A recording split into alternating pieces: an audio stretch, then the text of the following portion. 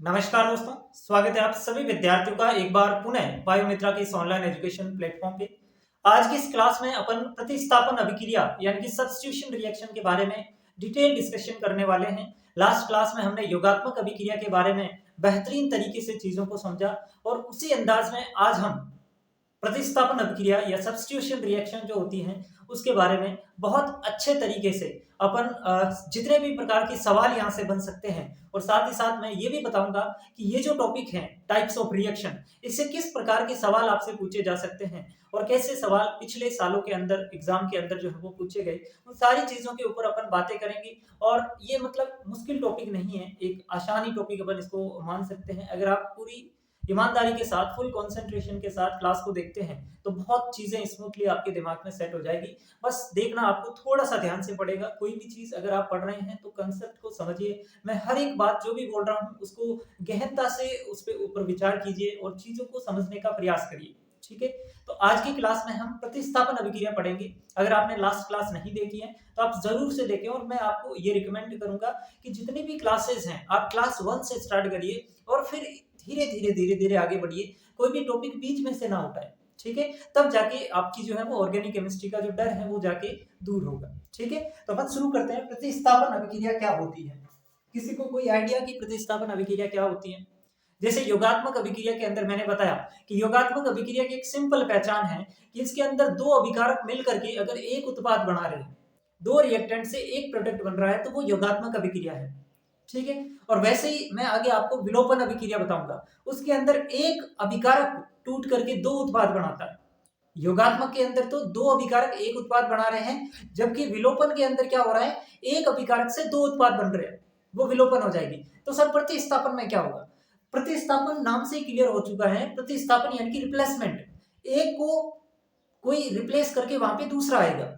समझ गए मेरी बात को? एक जने को रिप्लेस करके वहां पे दूसरा आ जाएगा, उसको प्रतिस्थापन कहते हैं। तो यहाँ पर जो है वो ध्यान रखना, अगर अभिकारक दो है तो उत्पाद भी दो ही बनते हैं। Number of reactant and number of product जो है यहाँ पर सेम है। समझ गए मेरी बात को? प्रतिस्थापन अभिक्रिया में अगर दो अभिकारक भाग ले रहे हैं रिएक्शन में तो उत्पाद भी दो ही बनेंगे। ये चीज सबसे बड़ी इसकी पहचान है कि जो अभिकारक की संख्या है उतनी ही उत्पाद की संख्या होगी। ये पहली पहचानने की तरीका है जो सबसे सिंपलेस्ट है। ठीक है, दूसरी बात, प्रतिस्थापन अभिक्रिया भी तीन प्रकार की होती है। नाभिक स्नेही प्रतिस्थापन, इलेक्ट्रॉन स्नेही प्रतिस्थापन और मुक्त मूलक प्रतिस्थापन। Nucleophilic substitution reaction, electrophilic substitution reaction और फ्री रेडिकल सब्स्टिट्यूशन रिएक्शन।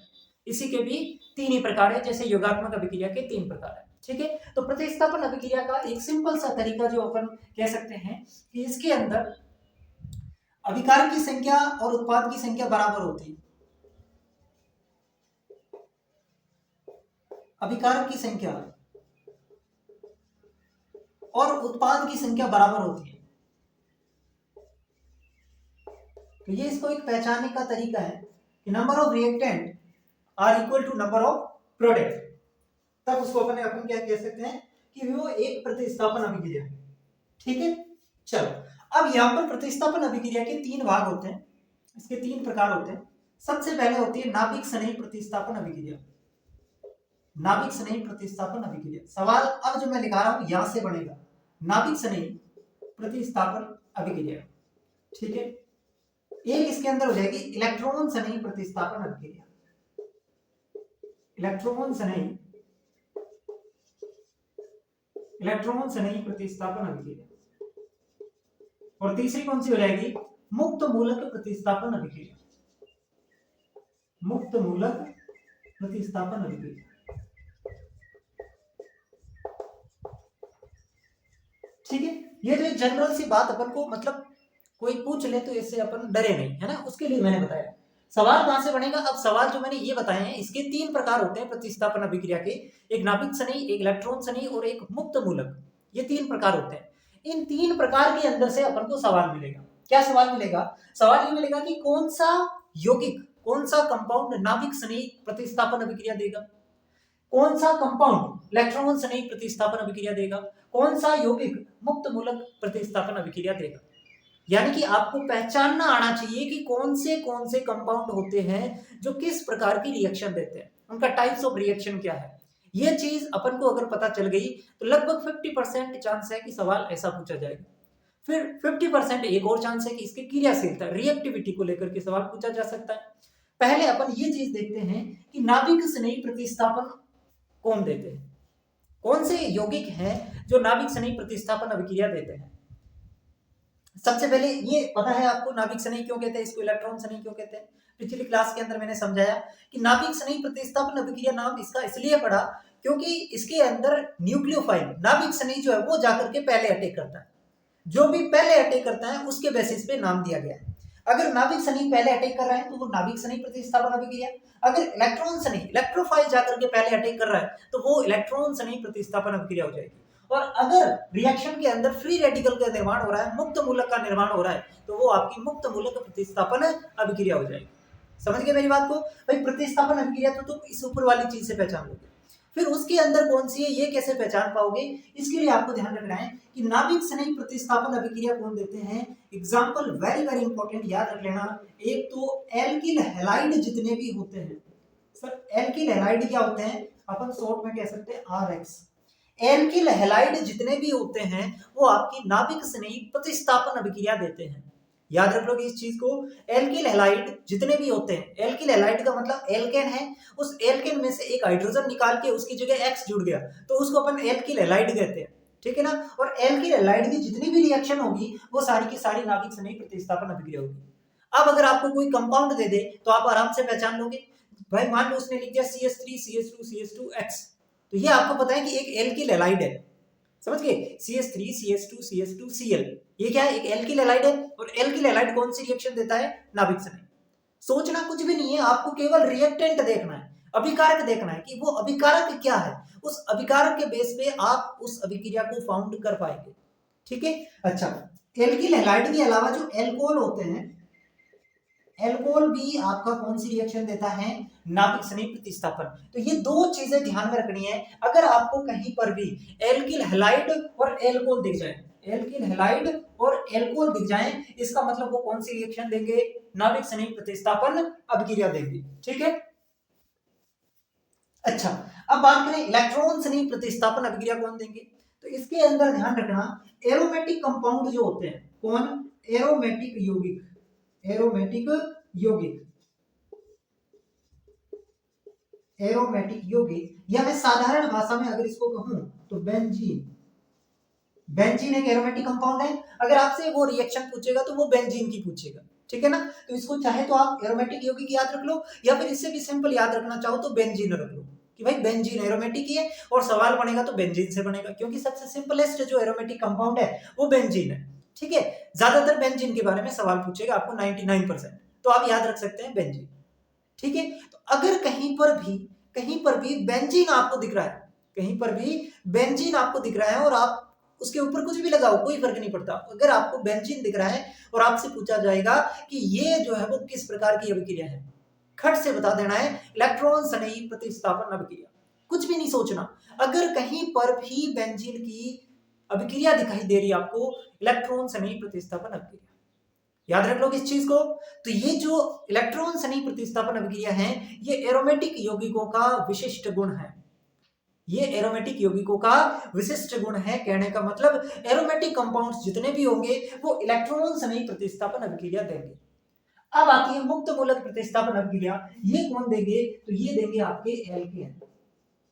ये कौन देंगे, एल्केन जितने भी होते हैं वो सारे के सारे एल्केन, चाहे वो लीनियर हो चाहे वो साइक्लो हो, कोई फर्क नहीं पड़ता, चाहे अगर कोई भी साइक्लो एल्केन है, ठीक है ना। तो ये साइक्लो एल्केन भी आपकी कौन सी रिएक्शन देगा, मुक्त मूलक प्रतिस्थापन अभिक्रिया। एल्केन चाहे लीनियर हो चाहे वो साइक्लो हो, समझ गए मेरी बात को, चाहे किसी भी प्रकार का एल्केन हो वो मुक्त मूलक प्रतिस्थापन अभिक्रिया देगा। अब मैं आपसे एक सवाल पूछूं, अगर आपने लास्ट क्लास ध्यान से पढ़ी है तो बताओ एल्कीन और एल्काइन किस प्रकार की रिएक्शन देते हैं, एल्कीन और एल्काइन किस प्रकार की रिएक्शन देते हैं मुझे बताओ। अगर आपने ईमानदारी से पढ़ी है तो चीजें आपके दिमाग में होनी चाहिए। मैंने लास्ट क्लास के अंदर बताया था एल्कीन और एल्काइन का। चलो, तो ये आपको चीजें अगर याद हैं तो 50% मान के चलिए सवाल आपका यहां से कवर हो जाएगा। देखो सवाल ऐसे एसिटीज नहीं छिपेगा, आपके दिमाग में कॉन्सेप्ट आना चाहिए। सवाल वो ऐसे नहीं देगा कि एल्केन कौन सी रिएक्शन देता है, वो तो एक नॉर्मल सा सवाल हो गया, दे भी सकता है कोई भरोसा नहीं है, लेकिन वो आपको एल्केन की एक रिएक्शन देगा। वो सवाल ऐसे नहीं देगा कि एरोमेटिक कंपाउंड है तो एरोमेटिक कंपाउंड किस प्रकार की अभिक्रिया देता है ना, वो सवाल एक बेंजीन की रिएक्शन देगा और बेंजीन दिमाग में आते ही खटाक से आपको पता होना चाहिए कि बेंजीन का तो विशिष्ट गुण क्या होता है, इलेक्ट्रॉन से नहीं प्रतिस्थापन। तो ये साइंस है, साइंस के अंदर आपको कॉन्सेप्ट समझने पड़ते हैं, चीजों के एप्लीकेशन क्या है, अनुप्रयोग क्या है, वो चीजें आपको समझनी पड़ेगी।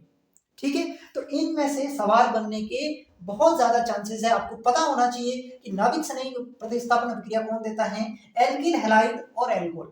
इलेक्ट्रॉन संलयन प्रतिस्थापन अभिक्रिया एरोमेटिक कंपाउंड जितने भी होंगे, यानी कि बेंजीन की अगर कोई रिएक्शन हो रही है, देखो बेंजीन की अगर कोई रिएक्शन है तो वो एरोमेटिक, कौन सी एरोमेटिक है, इलेक्ट्रॉन संलयन प्रतिस्थापन अभिक्रिया, और मुक्त मूलक में एल्केन हो जाएगा।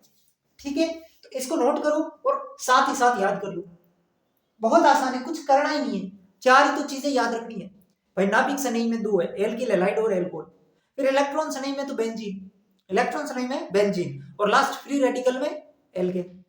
बस हो गया खत्म, इतना सा काम आपको करना है। ठीक है, अब अपन इनको एक एक करके डिटेल में पढ़ेंगे, इनकी मैकेनिज्म वगैरह। पहले अपन नाभिक संलयन प्रतिस्थापन अभिक्रिया पढ़ेंगे। अच्छा, इंग्लिश में क्या कहते हैं, न्यूक्लियोफिलिक सब्स्टिट्यूशन रिएक्शन, यानी कि इसको कहते हैं एनएसआर। क्या कहते हैं, एनएसआर। इसको बोलते हैं अपन इलेक्ट्रोफिलिक सब्स्टिट्यूशन रिएक्शन, यानी कि ईएसआर, और इसको बोलते हैं free radical substitution reaction, free radical substitution reaction. समझ गए, तो ये इनके शॉर्टकट नाम है। ठीक है, अब अपन एक एक करके पढ़ेंगे नाभिक संलयन प्रतिस्थापन अभिक्रिया। शुरू करें, क्या होती है नाभिक संलयन प्रतिस्थापन अभिक्रिया, बताओ बताओ इसको। चल, अब हेडिंग लगाएंगे सभी बच्चे, न्यूक्लियोफिलिक सब्स्टिट्यूशन रिएक्शन। सबसे पहले क्या याद होना चाहिए, नाम है नाभिक संलयन प्रतिस्थापन अभिक्रिया, मतलब इसके अंदर पहले नाभिक संलयन जो है वो आक्रमण करेगा, न्यूक्लियोफाइल सबसे पहले यहां पर अटैक करेगा। इस चीज के अंदर कोई दिक्कत नहीं होनी चाहिए। अपन पढ़ रहे हैं नाभिक संलयन, नाभिक संलयन प्रतिस्थापन अभिक्रिया, नाभिक संलयन प्रतिस्थापन अभिक्रिया। देखो, नाभिक संलयन प्रतिस्थापन अभिक्रिया। अब यहां पर मेरे पास कोई, सबसे पहले तो कौन देते हैं, एल्किल हैलाइड और एल्कोहल देते हैं, ये चीज हम पढ़ चुके हैं। तो मैं आपको कोई एक एग्जांपल लेता हूं, जैसे कि एल्किल हैलाइड, ये मैंने ले लिया R1C R2 और R3। ठीक है, और यहाँ पे ये मैंने X लगा दिया, तो ये एल्किल हैलाइड है। ये क्या है, एक टर्सरी एल्किल हैलाइड है, 3 डिग्री एल्किल हैलाइड है कि नहीं है, बिल्कुल सर, ये एक टर्सरी एल्किल हैलाइड है। अब यहाँ पर अगर मैं बात करूं तो इसके अंदर जो है वो इलेक्ट्रोफाइल भी होता है और न्यूक्लियोफाइल भी होता है ना, इसके अंदर इलेक्ट्रोफाइल भी होता है और न्यूक्लियोफाइल भी होता है, ये दो चीजें होती है। तो यहाँ पर फर्स्ट स्टेप के अंदर क्या होगा, ये जो न्यूक्लियोफाइल है ये पहले जाके अटैक करेगा, क्योंकि ये नाम है नाभिक संलयन, तो न्यूक्लियोफाइल पहले अटैक करेगा। तो इसने न्यूक्लियोफाइल ने मान लो यहाँ पर पहले अटैक कर दिया R1C R2 R3, और यहाँ पर इसकी जगह X की जगह हटा करके यहाँ पे क्या आ गया, न्यूक्लियोफाइल आ गया। और उसके बाद इलेक्ट्रोफाइल अटैक करता है, और इलेक्ट्रोफाइल जो X यहाँ से हट गया उसके साथ रिएक्शन कर लेता है, उसके साथ ये रिएक्शन कर लेता है। तो ये इसकी मैकेनिज्म है, बहुत आसान है, कुछ भी नहीं करना, कुछ भी नहीं है। आपको यहाँ पर देखो कितने हैं रिएक्टेंट मिल रहे हैं सर, 2 रिएक्टेंट है यहाँ पर, 2 अभिकारक है, और 2 ही इसके अंदर उत्पाद बन रहे हैं सर, 2 इसके अंदर अभिकारक हैं, 2 ही उत्पाद बन रहे हैं, मतलब number of reactant is equal to number of product, number of reactant is equal to number of product, जितने अभिकारक हैं उतने ही उत्पाद हैं, यानी कि ये प्रतिस्थापन अभिक्रिया है। अच्छा, प्रतिस्थापन में कौन सी अभिक्रिया है, कुछ भी नहीं करना, रिएक्टेंट की तरफ देखना है। रिएक्टेंट सर एल्किल हैलाइड है, और एल्किल हैलाइड है, इसका मतलब सिंपल सा कौन सी रिएक्शन हो जाएगी, नाभिक संलयन प्रतिस्थापन अभिक्रिया हो जाएगी, नाभिक संलयन प्रतिस्थापन अभिक्रिया हो जाएगी, क्योंकि हमें पता है एल्किल हैलाइड और एल्कोहल नाभिक संलयन प्रतिस्थापन अभिक्रिया देते हैं। अब हमें पता है नाभिक संलयन का मतलब पहले नाभिक संलयन आक्रमण करेगा, न्यूक्लियोफाइल आक्रमण करेगा, तो जो हमारे पास रिएक्टेंट है उसमें से न्यूक्लियोफाइल जो है वो पहले अटैक करेगा, और देन उसके बाद इलेक्ट्रोफाइल अटैक करेगा।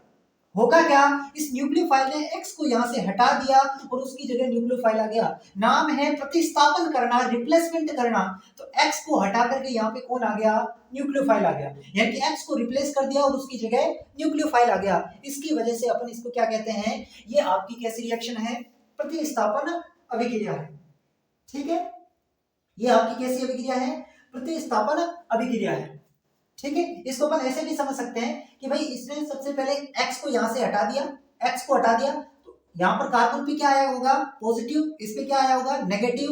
तो यहाँ पे पॉजिटिव पे कौन आके जुड़ेगा? न्यूक्लियोफाइल जुड़ेगा, क्योंकि न्यूक्लियोफाइल क्या है? एक इलेक्ट्रॉन धनी है और ये करेगा इलेक्ट्रॉन न्यून केंद्र पर आक्रमण, और प्लस लगा हुआ मतलब इसके पास इलेक्ट्रॉन की कमी, तो यहाँ पर न्यूक्लियोफाइल जुड़ जाएगा और x के ऊपर माइनस आ जाएगा। फिर इलेक्ट्रोफाइल अटैक करेगा, इलेक्ट्रोफाइल के पास प्लस, इसके पास माइनस, यानी कि EX का निर्माण हो जाएगा। किसका निर्माण हो जाएगा? EX का निर्माण हो जाएगा। E का मतलब इलेक्ट्रोफाइल, X का मतलब हैलाइड या हैलोजन, फ्लोरोक्लोरोब्रोमो आयोडो। तो ये मैकेनिज्म बहुत आसान है। देखो इसके अंदर सोचने वाली कुछ बात ही नहीं है, सोचने वाली कोई चीज ही नहीं है। अगर ये मैं कह रहा हूं बॉन्ड टूटेगा, इलेक्ट्रॉन इसके पास आ जाएंगे तो इसके ऊपर नेगेटिव, इसके ऊपर पॉजिटिव आ जाएगा, क्योंकि ये ज्यादा ऋणात्मक है, इसकी इलेक्ट्रोनेगेटिविटी ज्यादा है, तो बंद भी इलेक्ट्रॉन ये अपनी तरफ खींचेगा, और जिसके ऊपर इलेक्ट्रॉन आ जाते हैं वो नेगेटिव चार्ज, जिससे इलेक्ट्रॉन निकल जाते हैं, जिसके पास इलेक्ट्रॉन की कमी पड़ जाती है उसमें पॉजिटिव चार्ज। अब बताओ न्यूक्लियोफाइल कहाँ पे अटैक करेगा? न्यूक्लियोफाइल सर इलेक्ट्रॉन धनी है तो ये इलेक्ट्रॉन न्यून केंद्र पर आक्रमण करेगा, यानी कि C के साथ न्यूक्लियोफाइल जुड़ गया, X के पास माइनस आ गया, फिर इलेक्ट्रोफाइल ने अटैक कर दिया। अच्छा, इसको अपन एक एग्जांपल से समझते हैं। जैसे कि मैंने एग्जांपल ले लिया CH3 CH2 CH2 Cl। बताओ ये क्या है? बताओ ये कंपाउंड क्या है? ये सर एक एल्किल हैलाइड है। ये क्या है? 1 डिग्री एल्किल हैलाइड है। ये टर्सरी एल्किल हैलाइड है क्योंकि इससे 3 कार्बन जुड़े हुए हैं और इससे एक कार्बन ही जुड़ा हुआ है, इसलिए 1 डिग्री एल्किल हैलाइड है। ये तो पता कर पाते हो ना कि 1 डिग्री और 3 डिग्री क्या होता है? 3 डिग्री क्या? 3 डिग्री। देखो जिससे हैलोजन जुड़ा हुआ है, जिस कार्बन से हैलोजन जुड़ा हुआ है उस कार्बन से कितने कार्बन जुड़े हैं? तो जिस कार्बन से हैलोजन जुड़ा हुआ वो कार्बन ये है, इसमें सर 1 2 3 कार्बन जुड़े हुए हैं, इसका मतलब ये टर्सरी एल्किल हैलाइड है। जिस कार्बन से हैलोजन जुड़ा हुआ है, इस कार्बन से हैलोजन जुड़ा हुआ है, इससे कितने कार्बन जुड़े हुए हैं? 1 कार्बन जुड़ा हुआ है, मतलब ये आपका 1 डिग्री एल्किल हैलाइड है। पिछली बार एक सवाल यही पूछा था कि निम्न में से कौन सा टर्सरी एल्किल हैलाइड है, कौन सा टर्सरी एल्कोहल है। तो ये चीजें छोटी छोटी बातें हैं जो आपको आनी चाहिए। कैसे पता करोगे? जहां पे भी फंक्शनल ग्रुप जुड़ा हुआ है, जिस भी कार्बन से फंक्शनल ग्रुप जुड़ा हुआ है, जैसे कि इसमें इस कार्बन से फंक्शनल ग्रुप जुड़ा हुआ है, इसमें इस कार्बन से फंक्शनल ग्रुप जुड़ा हुआ है, तो जिस कार्बन से फंक्शनल ग्रुप जुड़ा हुआ है उससे कितने कार्बन जुड़े हैं, उससे कितने कार्बन जुड़े हैं, जितने कार्बन जुड़े हैं उतना डिग्री हो जाएगा। अगर 1 जुड़ा हुआ तो 1 डिग्री, 2 जुड़े हैं तो 2 डिग्री, 3 जुड़े हुए 3 डिग्री। समझ गए मेरी बात को? अच्छा, ये मैंने लिया। अब यहां पर मैं एक लेता हूं इसके साथ एल्कोहलिक KOH, इसकी रिएक्शन करवाता हूं मैं एल्कोहलिक KOH से। अब मुझे बताइए ये रिएक्शन कैसे होगी?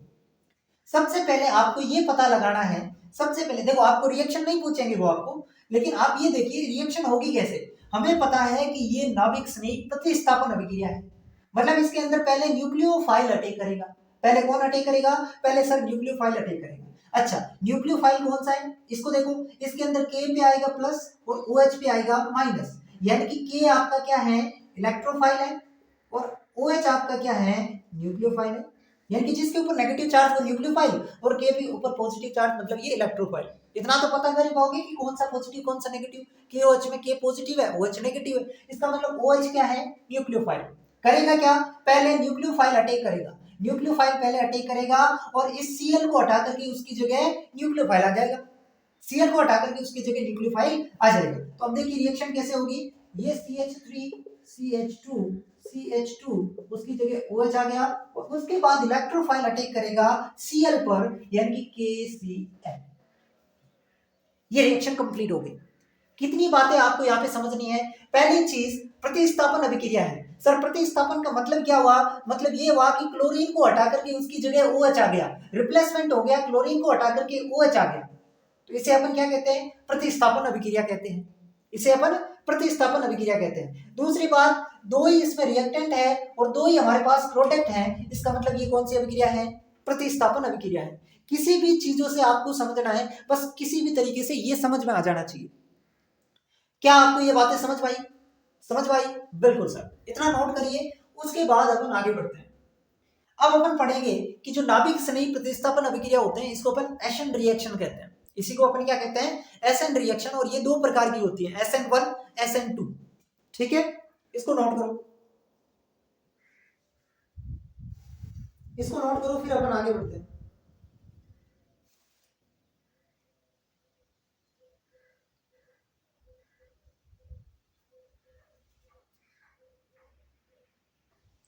बढ़ा दो, ठीक।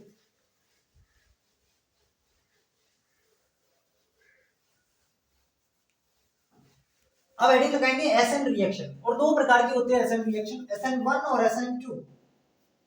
SN1 और SN2।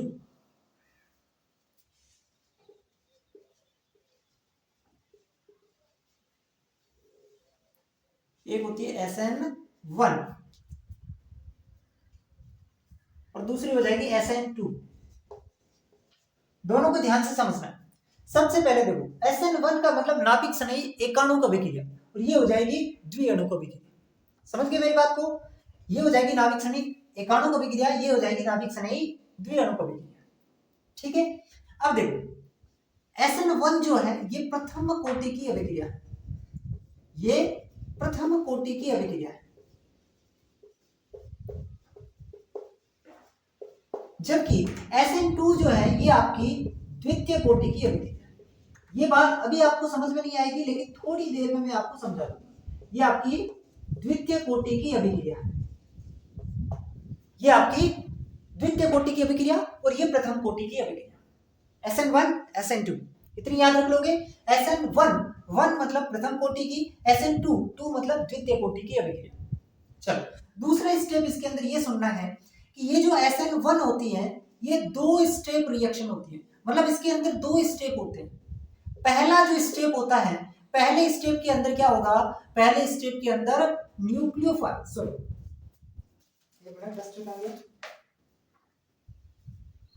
पहला जो स्टेप होता है, पहले स्टेप के अंदर कार्बोकैटायन का निर्माण होता है। पहला जो स्टेप है उसमें कार्बोकैटायन का निर्माण होता है, और पहला स्टेप कैसा होता है, स्लो होता है। दूसरा जो स्टेप है, दूसरे स्टेप में इसमें न्यूक्लियोफाइल जो है वो आक्रमण करेगा, न्यूक्लियोफाइल आक्रमण करेगा, और ये जो स्टेप होता है ये फास्ट होता है। इसके अंदर अगर मैं बात करूं तो इसके अंदर एक ही स्टेप होता है, वन स्टेप रिएक्शन। क्या इतनी बातें आपको समझ में आई? मैंने अभी तक केवल दो बातें बताई। SN1 का मतलब प्रथम कोटि की अभिक्रिया, SN2 का मतलब द्वितीय कोटि की अभिक्रिया। फिर जो स्टेप है उल्टे हो जाएंगे। अगर ये प्रथम कोटि की अभिक्रिया है तो इसके अंदर स्टेप 2 हो जाएंगे, और अगर ये द्वितीय कोटि की अभिक्रिया है तो स्टेप इसमें 1 हो जाएगा। कंफ्यूज नहीं होना है आपको, केवल इतना ध्यान रखना है SN1 और 2। यहाँ पे SN के अंदर जो 1 और 2 लगे हुए हैं ये उसकी कोटि है। SN1 है तो प्रथम कोटि, SN2 है तो द्वितीय कोटि। कोई कंफ्यूजन नहीं, बहुत ही आसान है। SN1 मतलब प्रथम कोटि, SN2 मतलब द्वितीय कोटि। तो SN1 और SN2 से आप याद रखेंगे उसकी कोटि। फिर स्टेप आपके इसको अपोजिट कर देना है। अगर इसकी कोटि प्रथम है तो इसके अंदर स्टेप 2 हो जाएंगे, और अगर इसकी कोटि द्वितीय है 2 है तो इसके अंदर स्टेप 1 हो जाएगा। मतलब जस्ट उल्टा कर देना है, आपको उसके स्टेप पता चल जाएगा। ठीक है। अब सर इसकी मैकेनिज्म बताइए कि कैसे ये 2 स्टेप में होती है और कैसे ये जो है वो एक स्टेप के अंदर होती है। ठीक है, चलो कुछ भी नहीं करना, बहुत आसान है। मेरे पास एक एल्किल हैलाइड है, क्योंकि नाभिक स्नेही प्रतिस्थापन अभिक्रिया कौन देता है, एल्किल हैलाइड देता है। तो मेरे पास एक टर्सरी एल्किल हैलाइड है, R1C R2 R3 और X। सबसे पहले यहां पर क्या होगा, ये X। फर्स्ट स्टेप के अंदर क्या होता है, कार्बोकैटायन का निर्माण होता है। फर्स्ट स्टेप में कार्बोकैटायन का निर्माण होता है। कैसे होगा, ये जो बंद के इलेक्ट्रॉन है, ये बंद के इलेक्ट्रॉन इसके ऊपर चले जाएंगे, ये बंद के इलेक्ट्रॉन इसके ऊपर चले जाएंगे, तो इसके ऊपर नेगेटिव और इसके ऊपर पॉजिटिव आ जाएगा। भाई बंद टूटेगा तो बंद के इलेक्ट्रॉन कौन खींचेगा, एल्किल हैलाइड का जो हेलोजन ग्रुप है वो खींचेगा, क्योंकि उसकी इलेक्ट्रोनेगेटिविटी ज्यादा है। तो इसके ऊपर इलेक्ट्रॉन आ गए तो इसके ऊपर नेगेटिव चार्ज और इसके ऊपर पॉजिटिव चार्ज आएगा। बस इतनी सी बात आपको करनी है। ये R1, ये C, ये R2, ये R3 और इसके ऊपर आ गया पॉजिटिव चार्ज और साथ में X माइनस। ये देखिए आप, पहले स्टेप के अंदर कार्बोकैटायन का निर्माण यहाँ पर होता है, और ये जो स्टेप होता है ये स्टेप कैसा होता है, स्लो। और जो स्टेप स्लो होता है वही स्टेप RDS होता है। RDS का मतलब होता है रेट डिटरमाइनिंग स्टेप, यानी कि वेग निर्धारक पद। वेग निर्धारक पद यानी कि वेग निर्धारक पद कौन सा हो जाएगा, पहला हो जाएगा। इस चीज को हमेशा ध्यान रखिए कि कोई भी रिएक्शन की मैकेनिज्म है उसके अंदर जो स्लो स्टेप होगा, जो भी उसका धीमा पद होगा, रेट उसी पद पर डिपेंड करेगी। है ना। रेट किस पद पर डिपेंड करेगी, जो स्लो होता है। इसके अंदर ये स्लो है तो यही पद RDS होगा, रेट डिटरमाइनिंग स्टेप होगा, वेग निर्धारक पद होगा। तो पहले स्टेप में हमने क्या किया, कार्बोकैटायन का यहाँ पर निर्माण कर दिया। अब दूसरे स्टेप के अंदर क्या होगा, न्यूक्लियोफाइल का अटैक होगा। कुछ भी नहीं करना, ये आपका R1, ठीक है, ये C, ये R2, ये R3, इसके ऊपर ये कार्बोकैटायन है, और अब यहाँ पर न्यूक्लियोफाइल क्या करेगा, अटैक करेगा। दिख रहा है आपको सारी चीजें, सारी चीजें दिख रही है, यस सर। अब यहाँ पर न्यूक्लियोफाइल अटैक करेगा। न्यूक्लियोफाइल जब अटैक करेगा, न्यूक्लियोफाइल अटैक करेगा तो ये एक तो यहाँ से आगे से आक्रमण कर सकता है, और एक ये इसके बैक साइड से आक्रमण कर सकता है। भाई दो तरीके इसके पास आक्रमण करेंगे, एक तो वो उसके आगे से आक्रमण करे, और एक या इसके पीछे से आक्रमण कर सकता है। दो ही तरीके हो सकते हैं। अच्छा, अगर उसने आक्रमण आगे से कर दिया, ध्यान से सुनो, देखो, अगर उसने आक्रमण आगे से कर दिया तो R1C, R2, R3 प्लस इसके साथ ये न्यूक्लियोफाइल आ जाएगा, ठीक है। और अगर उसने पीछे से कर दिया तो ये हो जाएगा इसके अंदर C, R2, R3, R1। ये दो तरीके इसके पास हो सकते हैं। अब यहां पर अगर ये इसके अंदर आगे से अटैक करता है तो इसको अपन कहते हैं धारण, और अगर ये पीछे से अटैक करता है तो इसको अपन कहते हैं प्रतिलोमन, ठीक है ना। तो इसमें दो तरीके की चीजें मिलती है। अगर जो कंपाउंड है उसका जैसा मिल रहा है, जैसे कि इसमें X इस तरफ लगा हुआ था, इसमें भी इस तरफ लगा हुआ है, तो ये धारण होता है। और अगर पीछे से बैक साइड से अटैक हो रहा है तो उसको प्रतिलोमन कहते हैं। ज्यादा कौन सा बनता है, ये वाला ज्यादा बनता है, धारण वाला जो स्टेज है ये वाला ज्यादा बनता है। समझ गए मेरी बात को, ये इसके अंदर स्टेप है, ये इसके अंदर आपको चीजें सीखनी है। चलो अब आगे बढ़ते हैं अब अपन आगे बढ़ते हैं। अच्छा, ये वन स्टेप रिएक्शन कैसे होगी, इसको देखो, ये वन स्टेप रिएक्शन कैसे होगी। इसके अंदर क्या होगा, ये आपका फिर से वही R1C, R2, R3 और इस तरफ हैलाइड लगा हुआ है। अब यहाँ पर इसके अंदर न्यूक्लियोफाइल अटैक करेगा, तो जैसे ही इसके अंदर न्यूक्लियोफाइल अटैक करेगा तो ये न्यूक्लियोफाइल आगे से अटैक इसमें नहीं कर सकता। क्यों, क्योंकि X पर भी क्या है, नेगेटिव चार्ज, X पर भी नेगेटिव चार्ज, न्यूक्लियोफाइल पर भी नेगेटिव चार्ज, ये इसको आगे से अटैक नहीं करने देगा, ये इसको धक्का मारेगा, आगे से धक्का मारेगा। तो यहाँ पर इसका जो आक्रमण होगा ये हमेशा बैक साइड से ही होगा, ये हमेशा बैक साइड से ही होगा। और बैक साइड वाला जो आक्रमण होता है उसको अपन क्या कहते हैं, प्रतिलोमन कहते हैं। तो इसके अंदर धारण भी बनता है, प्रतिलोपन भी बनता है, क्योंकि इसमें आक्रमण आगे से भी हो सकता है, पीछे से भी हो सकता है, जबकि इसमें हमेशा कैसा आक्रमण होगा, बैक साइड अटैक होगा। इसमें हमेशा कैसा होगा, बैक साइड अटैक होगा। और क्या बनेगा, देखिए ये C, R1, R2, R3, इधर इसके अंदर X जुड़ा हुआ है, इधर इसमें न्यूक्लियोफाइल जुड़ा हुआ है। और ये जो स्टेज इसके अंदर बढ़ती है इसको अपन कहते हैं संक्रमण अवस्था, इसको इधर लिख देंगे बाद में। अब यहाँ पर देखो नेक्स्ट स्टेप क्या होता है, ये नेक्स्ट स्टेप नहीं है, मतलब एक ही स्टेप है उसके अंदर ही चल रहा है, क्योंकि आपको पता है SN2 जो है वो वन स्टेप रिएक्शन है। SN2 यहाँ पर क्या है, वन स्टेप रिएक्शन है। तो अब यहाँ पर कोई इलेक्ट्रोफाइल जैसे आक्रमण करेगा तो X उसके साथ चला जाएगा, और हमारे पास फाइनली ये बन जाएगा न्यूक्लियोफाइल,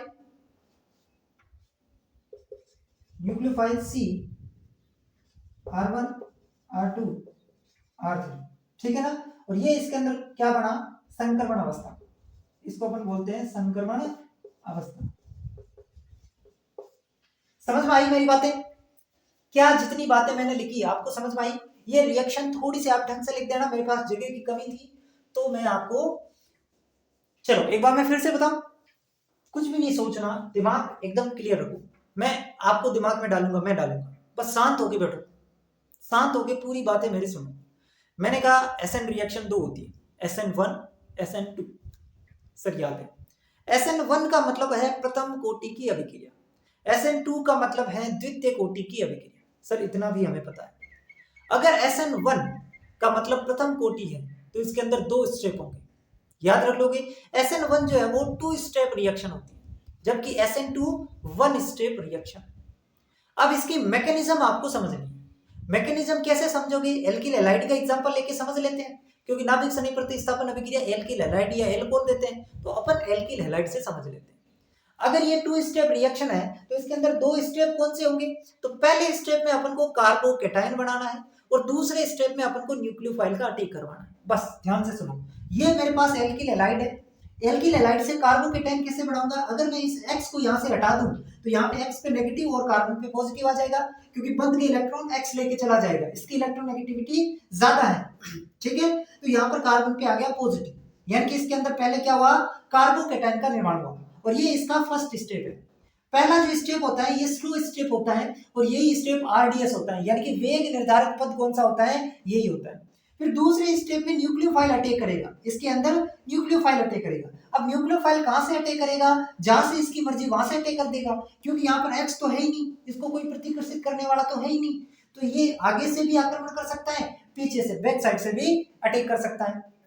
ठीक है ना, तो फ्रंट से या बैक साइड दोनों से अटैक कर सकता है। अगर ये फ्रंट से आगे से आक्रमण करता है तो इसको अपन कहते हैं धारण, और अगर ये पीछे से अटैक करता है तो इसको बोलते हैं प्रतिलोमन। समझ गए, अगर आगे से आक्रमण करता है तो धारण, पीछे से आक्रमण करता है तो प्रतिलोमन। ठीक है, तो यहाँ पे एक बार आगे से किया, एक बार पीछे से किया। आगे से जब आक्रमण करता है तो इससे जो प्रोडक्ट बनता है वो ज्यादा बनता है, प्रतिलोमन की तुलना में धारण ज्यादा बनता है। ठीक है, इसके अंदर क्या हुआ, इसके अंदर सर ये वन स्टेप रिएक्शन है, मतलब इसके अंदर सबसे पहले न्यूक्लियोफाइल कहां पे अटैक करेगा, सर न्यूक्लियोफाइल आगे से तो अटैक नहीं कर पाएगा, क्योंकि इसमें हेलोजन ग्रुप जुड़ा हुआ है, और हेलोजन यहां से न्यूक्लियोफाइल को आक्रमण नहीं करने देगा, क्योंकि हेलोजन पर भी नेगेटिव चार्ज, न्यूक्लियोफाइल पर भी नेगेटिव, नेगेटिव नेगेटिव में क्या होता है, रिप्लेसमेंट होता है, प्रतिकृषण होता है, रिपल्सन होता है। ठीक है ना, तो यहाँ पर हमेशा कैसा आक्रमण होगा, बैक साइड अटैक होगा। तो ये चीज आपके दिमाग में होनी चाहिए, SN1 में फ्रंट से भी अटैक हो सकता है और बैक साइड से भी अटैक हो सकता है, आगे से भी पीछे से भी, लेकिन SN2 रिएक्शन में हमेशा कैसा अटैक होगा, बैक साइड अटैक होगा, हमेशा प्रतिलोमन होगा। याद रख लो इस चीज को। फिर इसके अंदर बनती है संक्रमण अवस्था, संक्रमण अवस्था इसके अंदर बढ़ती है, और संक्रमण अवस्था के बाद इसके अंदर फाइनली हमें प्रोडक्ट मिल जाएगा। समझ गए मेरी बात को? चलो अब मैं ऊपर वाली चीजें बता दूं, ये इसको नोट कर लो, स्क्रीनशॉट ले लो।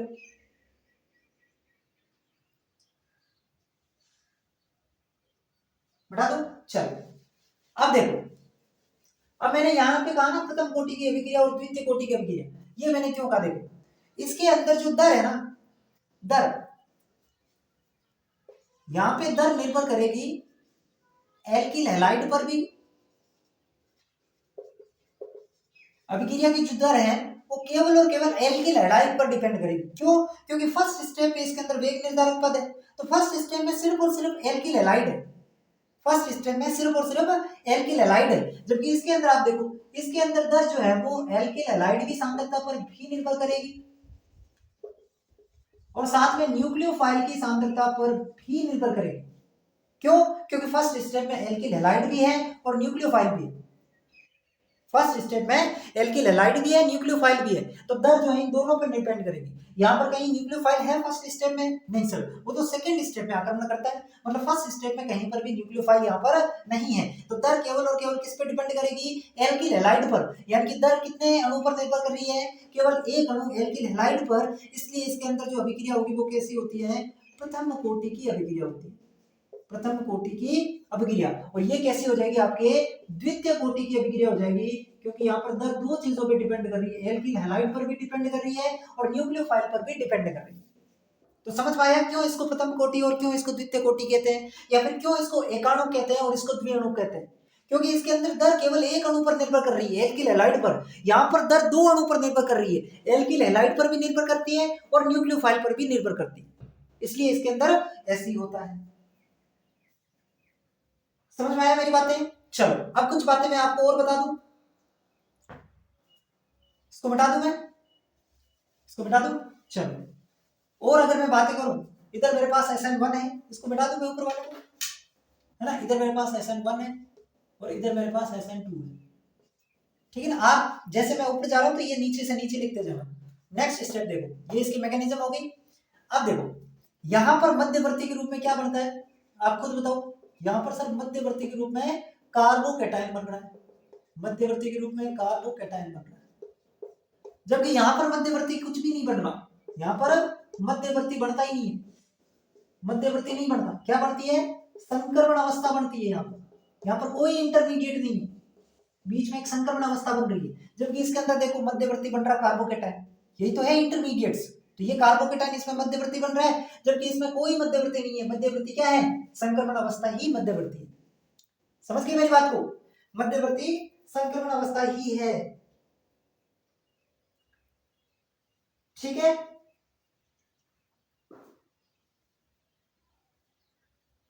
चलो कुछ अंतर और मैं बता देता हूं। अब इसको मिटा सकता हूं मैं। चलो अब और अगर अपन बात करें इसके अंदर डिफरेंस की, तो क्रियाशीलता को लेकर के सवाल बनता है। यहां से क्रियाशीलता को लेकर के सवाल पूछा जाता है, रिएक्टिविटी को लेकर के। तो क्रियाशीलता ध्यान रखना, SN1 के अंदर जो क्रियाशीलता होगी, SN1 के अंदर जो क्रियाशीलता होगी, वो क्रियाशीलता डिपेंड करेगी कार्बोकेटाइन के स्थायित्व पर। यानी कि जो कार्बोकेटाइन सबसे ज्यादा स्थायी, उसकी क्रियाशीलता सबसे ज्यादा। SN2 कोई रिएक्शन है, तो SN2 रिएक्शन में वो कंपाउंड ज्यादा रिएक्टिव होगा, ज्यादा क्रियाशील होगा, जिसका कार्बोकेटाइन ज्यादा स्टेबल बनेगा। ठीक है ना? यानी कि इसके अंदर 3 डिग्री जो एल्किल हैलाइड है वो सबसे ज्यादा स्टेबल होता है, उसके बाद 2 डिग्री एल्किल हैलाइड होता है, उसके बाद 1 डिग्री एल्किल हैलाइड होता है, और उसके बाद में आपका CH3X। ये चीज आपको ध्यान रखनी है। ये इसके अंदर क्रियाशीलता का क्रम है जो आपको पता होना चाहिए। क्यों सर ऐसा क्यों हुआ? क्योंकि 3 डिग्री कार्बोकेटाइन सबसे ज्यादा स्टेबल, उसके बाद 2 डिग्री कार्बोकेटाइन, फिर 1 डिग्री कार्बोकेटाइन, और उसके बाद CH3 पॉजिटिव। इस प्रकार से कार्बोकेटाइन का स्थायित्व होता है, तो उसी प्रकार से इसका स्थायित्व होगा। SN2 की अगर मैं बात करूं तो इसके अंदर क्रियाशीलता जो होती है वो इसकी जस्ट अपोजिट होती है। इसमें क्रियाशीलता किस पे डिपेंड करेगी? त्रिविम प्रभाव पर। इसमें क्रियाशीलता डिपेंड करेगी त्रिविम प्रभाव पर। त्रिविम प्रभाव की व्युत्क्रमानुपाती होती है। त्रिविम प्रभाव वाली अगर आपने क्लासेस नहीं देखी तो जाकर के YouTube पर आप इस प्लेलिस्ट के अंदर एक त्रिविम प्रभाव की क्लास है, वो जाके देखिए। ये सारी की सारी चीजें आपको वहां पे क्लियर हो जाएगी। तो इसके अंदर जो क्रियाशीलता का ऑर्डर बनेगा वो इसका उल्टा बनेगा। सबसे ज्यादा CH3X की होगी, फिर 1 डिग्री एल्किल हैलाइड की होगी, उसके बाद जो है वो यहाँ पर 2 डिग्री एल्किल हैलाइड की हो जाएगी, और उसके बाद यहाँ पर 3 डिग्री एल्किल हैलाइड की हो जाएगी। तो ये इसके अंदर वेरी वेरी इंपॉर्टेंट सवाल बनता है क्रियाशीलता को लेकर के। अगर आपको क्रियाशीलता का सवाल पूछा जाता है तो आपको ये ऑर्डर पता होना चाहिए। इसमें कार्बोकेटाइन के स्थायित्व पर डिपेंड करेगी, जबकि इसके अंदर त्रिविम प्रभाव पर डिपेंड करेगी।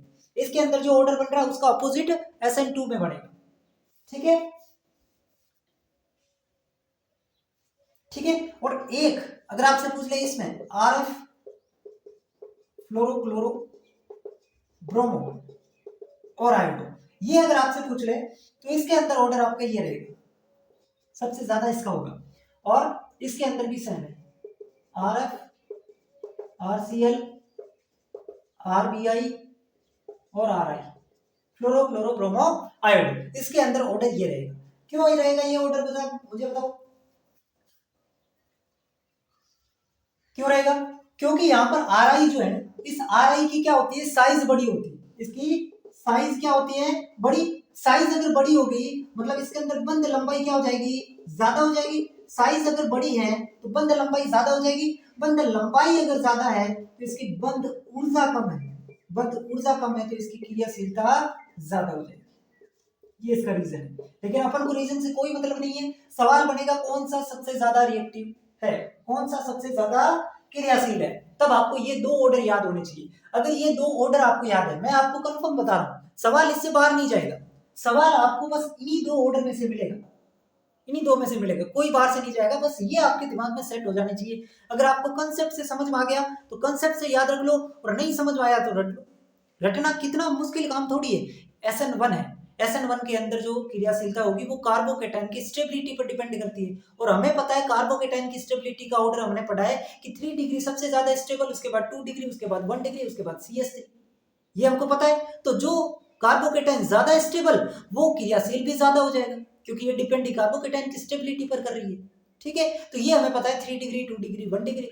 इसके अंदर उसका उल्टा कर लो, इसके अंदर उसका उल्टा कर लो SN2 के अंदर। बाकी ये ऑर्डर दोनों के अंदर ही सेम है, इसमें उल्टा नहीं करना।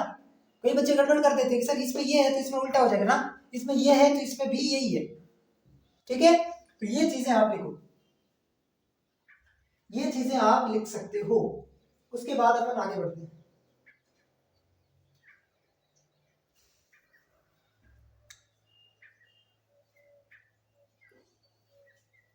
बताओ चीजें समझ में आई कि नहीं आई? बताओ इसको। चलो, हाँ, एक इसके अंदर होता है रेसिमीकरण, रेसिमाइजेशन।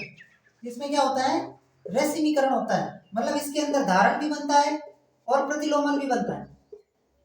धारण भी होता है, प्रतिलोमन भी होता है। धारण का मतलब आगे से अटैक करता है न्यूक्लियोफाइल, प्रतिलोमन का मतलब बैक साइड से अटैक करता है। जबकि इसमें केवल और केवल कैसे अटैक करता है? बैक साइड से। मतलब इसमें क्या होता है? प्रतिलोमन, और इसको अपन कहते हैं वाल्डन प्रतिलोमन या वाल्डन प्रतिफल। ठीक है, तो ये चीज भी ध्यान रखना है। इसके अंदर रेसिमाइजेशन होता है, उसमें वाल्डन प्रतिलोमन होता है, प्रतिफंडी प्रतिलोमन। ठीक है, प्रतिलोमन। तो ये थोड़ा सा भी अंतर आप याद रख सकते हैं। ठीक है बच्चों, बैठाओ इसको। चलो चलो, अच्छा, अब सर एक कंफ्यूजन हमें तो और आ गया, तुम्हें आया कि नहीं आया बताओ? एक चीज में और बताओ। देखो, अगर ऑफलाइन क्लास होती तो आप मेरे से ये सवाल पूछ सकते थे। अब मुझे नहीं पता कितने बच्चों के मन में ये डाउट आया होगा, लेकिन जब मैंने इसको लेक्चर को बनाया तब मैंने पूरी मेहनत की कि कहाँ कहाँ पे बच्चों को डाउट आ सकता है, उन चीजों में खुद एक्सप्लेन कर दूं। ठीक है, तो यहाँ पे एक डाउट बच्चों के मन में ये आया होगा, नहीं आया तो मैं बता दूं। सर आपने बताया जो एल्किल हैलाइड होगा वो एसएन रिएक्शन देगा, वो नाभिक स्नेही प्रतिस्थापन अभिक्रिया देगा, लेकिन सर हमें ये कैसे पता चलेगा कि SN1 कौन सा देगा और SN2 कौन सा देगा? ये भी तो एक बहुत बड़ी सोचने वाली बात है कि SN1 और SN2 देंगे तो दोनों ही नाभिक स्नेही प्रतिस्थापन अभिक्रिया। मतलब कहने का मतलब SN1 भी कौन देगा? Alkyl halide. SN2 भी कौन देगा? Alkyl halide. तो कौन से वाला एल्किल हैलाइड SN1 देगा और कौन से वाला SN2 देगा, ये कैसे पता लगाएंगे? तो आपको देखो, रिएक्टिविटी को देखो, क्रियाशीलता SN1 में क्रियाशीलता किसकी सबसे ज्यादा होती है? 3 डिग्री एल्किल हैलाइड की। यानी कि जो 3 डिग्री एल्किल हैलाइड होते हैं ये आपकी SN1 रिएक्शन देते हैं, ये आपकी SN1 रिएक्शन देते हैं। कैसे पता चला? सबसे ज्यादा रिएक्टिविटी SN1 में किसकी है? 3 डिग्री की। तो सोचने की बात ही नहीं है, सोचने की बात ही नहीं है। जो 3 डिग्री एल्किल हैलाइड होगा वो SN1 रिएक्शन में सबसे ज्यादा क्रियाशील होगा, यानी कि SN1 reaction 3 degree alkyl halide देगा। इसमें देखो सबसे कम क्रियाशीलता है, सबसे कम क्रियाशीलता, तो यहाँ पर थोड़ी देगा वो, ये दे देगा। और अगर मैं बात करूं SN2 की, तो SN2 के अंदर जो है वो 1 degree alkyl halide SN1 reaction देता है, सॉरी SN2 रिएक्शन देता है। अब कोई कंफ्यूजन? और भी मैंने ये आपका डाउट दूर कर दिया कि जो 3 डिग्री वाला है ये आपका SN1 रिएक्शन देगा, और जो 1 डिग्री एल्किल हैलाइड है वो आपका SN2 रिएक्शन देगा, क्योंकि SN1 के अंदर 3 डिग्री सबसे ज्यादा क्रियाशील, SN2 के अंदर CH3X या ये 1 डिग्री एल्किल हैलाइड सबसे ज्यादा क्रियाशील। ठीक है, अब कंफ्यूजन आया सर 2 डिग्री। 2 डिग्री में आपको नहीं सोचना, वो अपन को नहीं पता। वहां पे अगर ध्रुवीय या अध्रुवीय प्रोटिक विलायक जो होता है उसके आधार पर हम डिसाइड करते हैं कि ये SN1 देगा कि SN2 देगा, दोनों ही देता है। ठीक है, तो ये चीजें आपको समझ में आ जानी चाहिए। इन सबको अंतर करके लिखना, एक पूरा खाली पेज में जो जो बातें मैंने SN1 SN2 में बढ़िया तरीके से उसको लिख दो।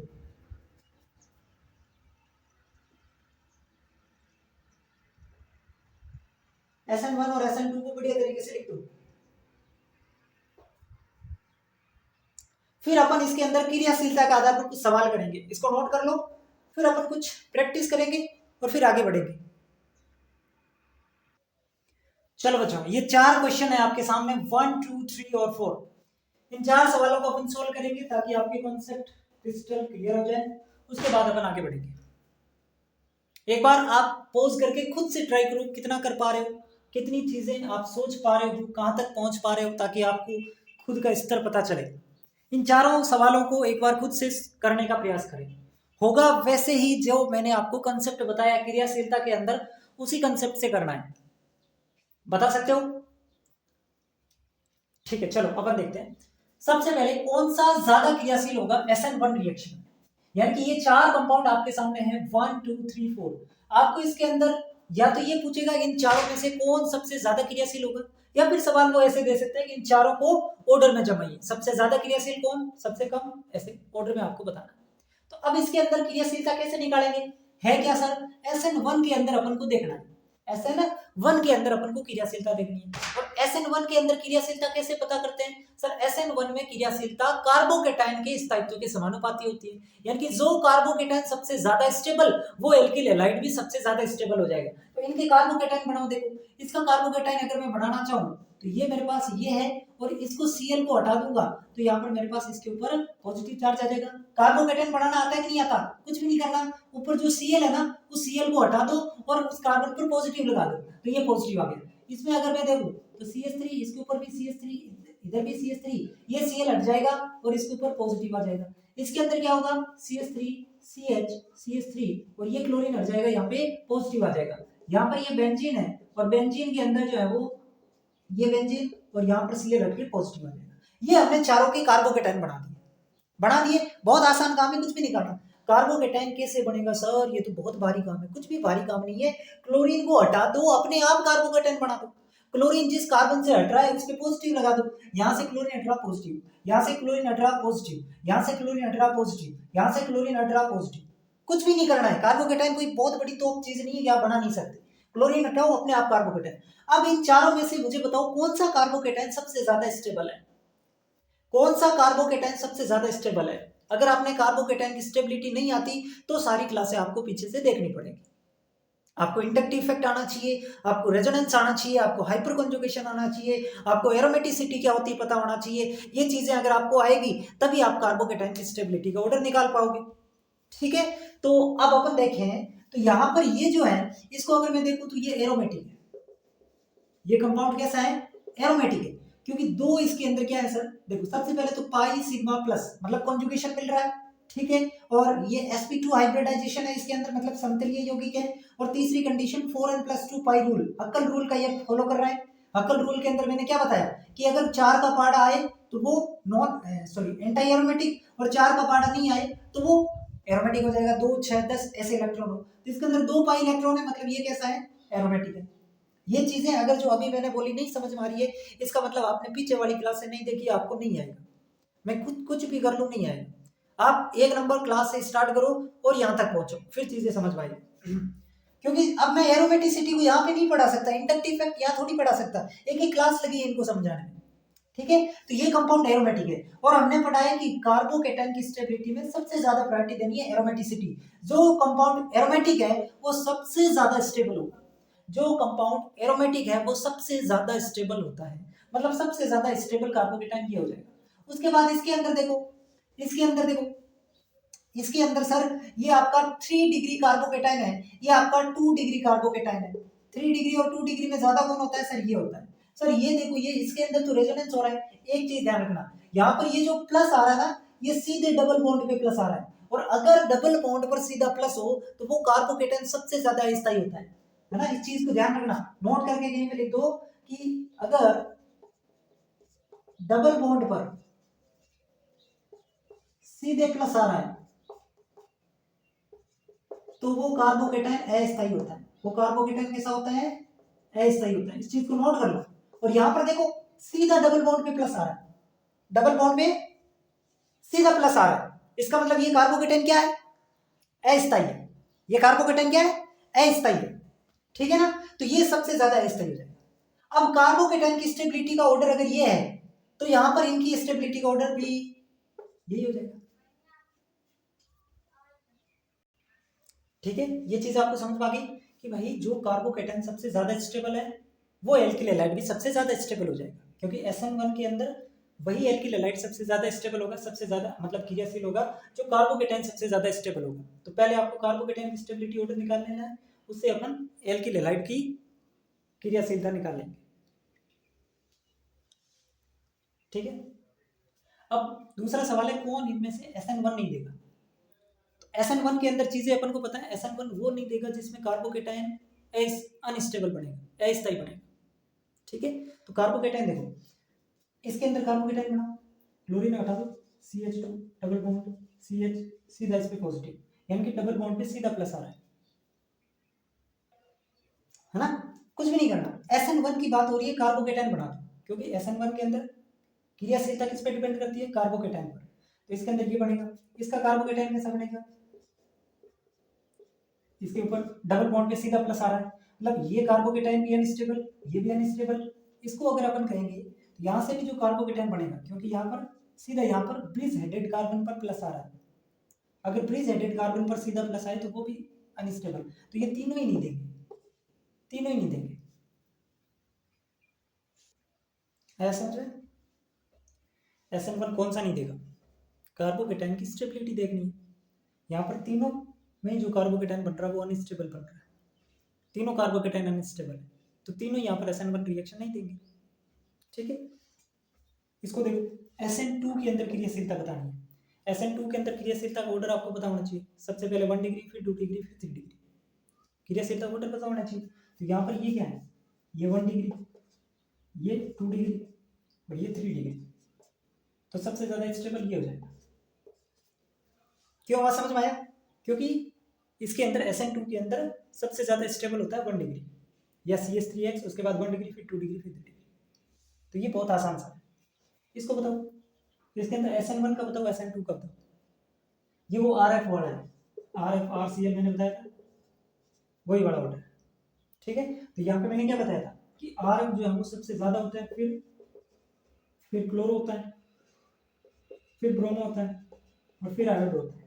तो इसके अंदर देखिए ये सबसे पहले फ्लोरो, फिर एस, यही SN1 में होगा, यही SN2 में होगा। ठीक है, सबसे ज्यादा क्रियाशील भैया होगा CH3I। SN1 में भी यही है और SN2 में भी यही है, दोनों के अंदर एक ही ऑर्डर होता है, क्योंकि ये दोनों के अंदर सेम ही होता है। चलो दोस्तों, अब अपन आगे बढ़ते हैं। उससे थोड़ा सा मेरा गेटअप चेंज हो गया है, तो उसके ऊपर आपको नहीं जाना है।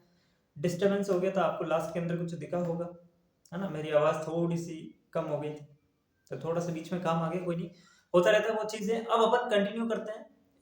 लास्ट क्लास के अंदर मैंने आपको SN1 और SN2 की 4 एक्सरसाइज दी थी। मैंने आपको कहा था इनकी रिएक्टिविटी के ऑर्डर बताओ, तो उनको मैंने समझाया तो था, लेकिन आपको आया कि नहीं आया मुझे नहीं पता, क्योंकि मैंने जल्दीबाजी में उसको किया था।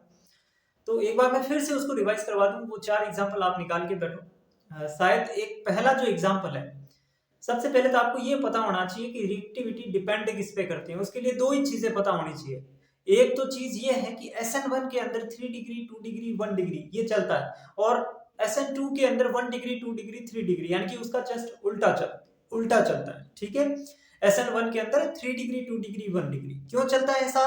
क्योंकि SN1 के अंदर जो रिएक्टिविटी है, क्रियाशीलता जो है वो कार्बोकेटाइन की स्टेबिलिटी पर, यानी कि कार्बोकेटाइन जितना ज्यादा स्थायी, उसकी स्थायित्व भी, या अपन यूं कह सकते हैं उसकी क्रियाशीलता भी उतनी ही ज्यादा हो जाएगी। ठीक है ना, तो SN1 के अंदर ये केस है और SN2 के अंदर उसका उल्टा होता है।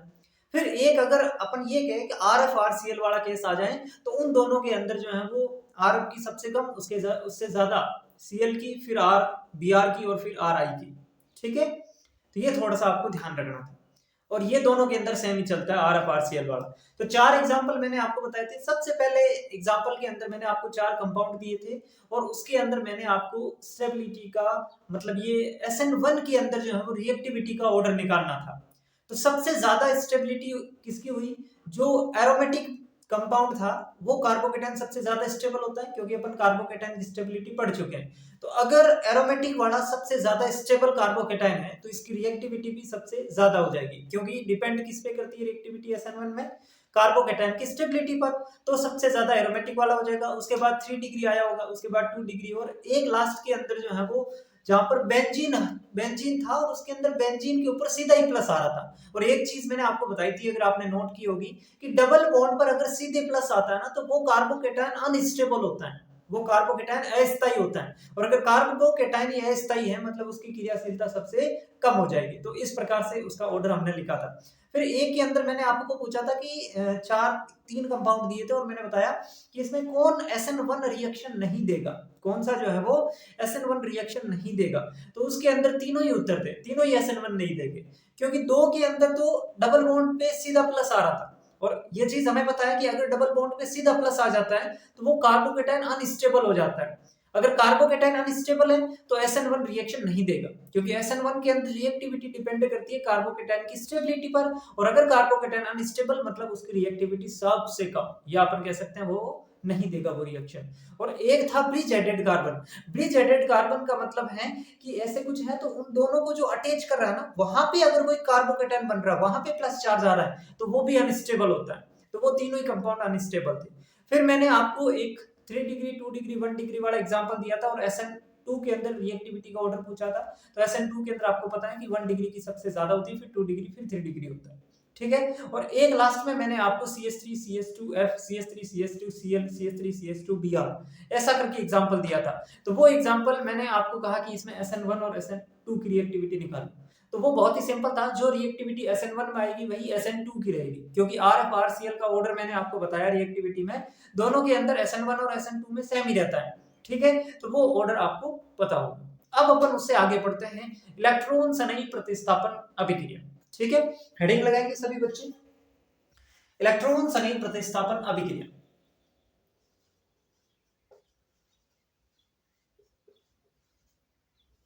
इलेक्ट्रॉन संयुक्त प्रतिस्थापन अभिक्रिया, इलेक्ट्रोफिलिक सब्स्टिट्यूशन रिएक्शन, इलेक्ट्रॉन संयुक्त प्रतिस्थापन अभिक्रिया।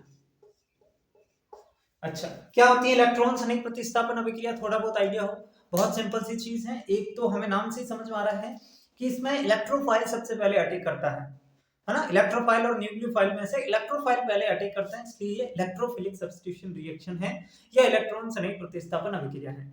अब मुझे याद करके बताओ, आपने कितना क्लास में ध्यान दिया, कौन से कंपाउंड जो है वो electrophilic addition sorry electrophilic substitution reaction देते हैं?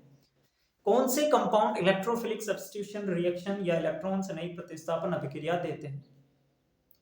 एरोमेटिक कंपाउंड, यानी कि एरोमेटिक कंपाउंड कहूं या बेंजीन कहूं, क्योंकि सबसे सिंपलेस्ट जो एरोमेटिक कंपाउंड अपन देखते हैं डे टू लाइफ में, तो वो आपका कौन सा हो जाएगा? बेंजीन हो जाएगा।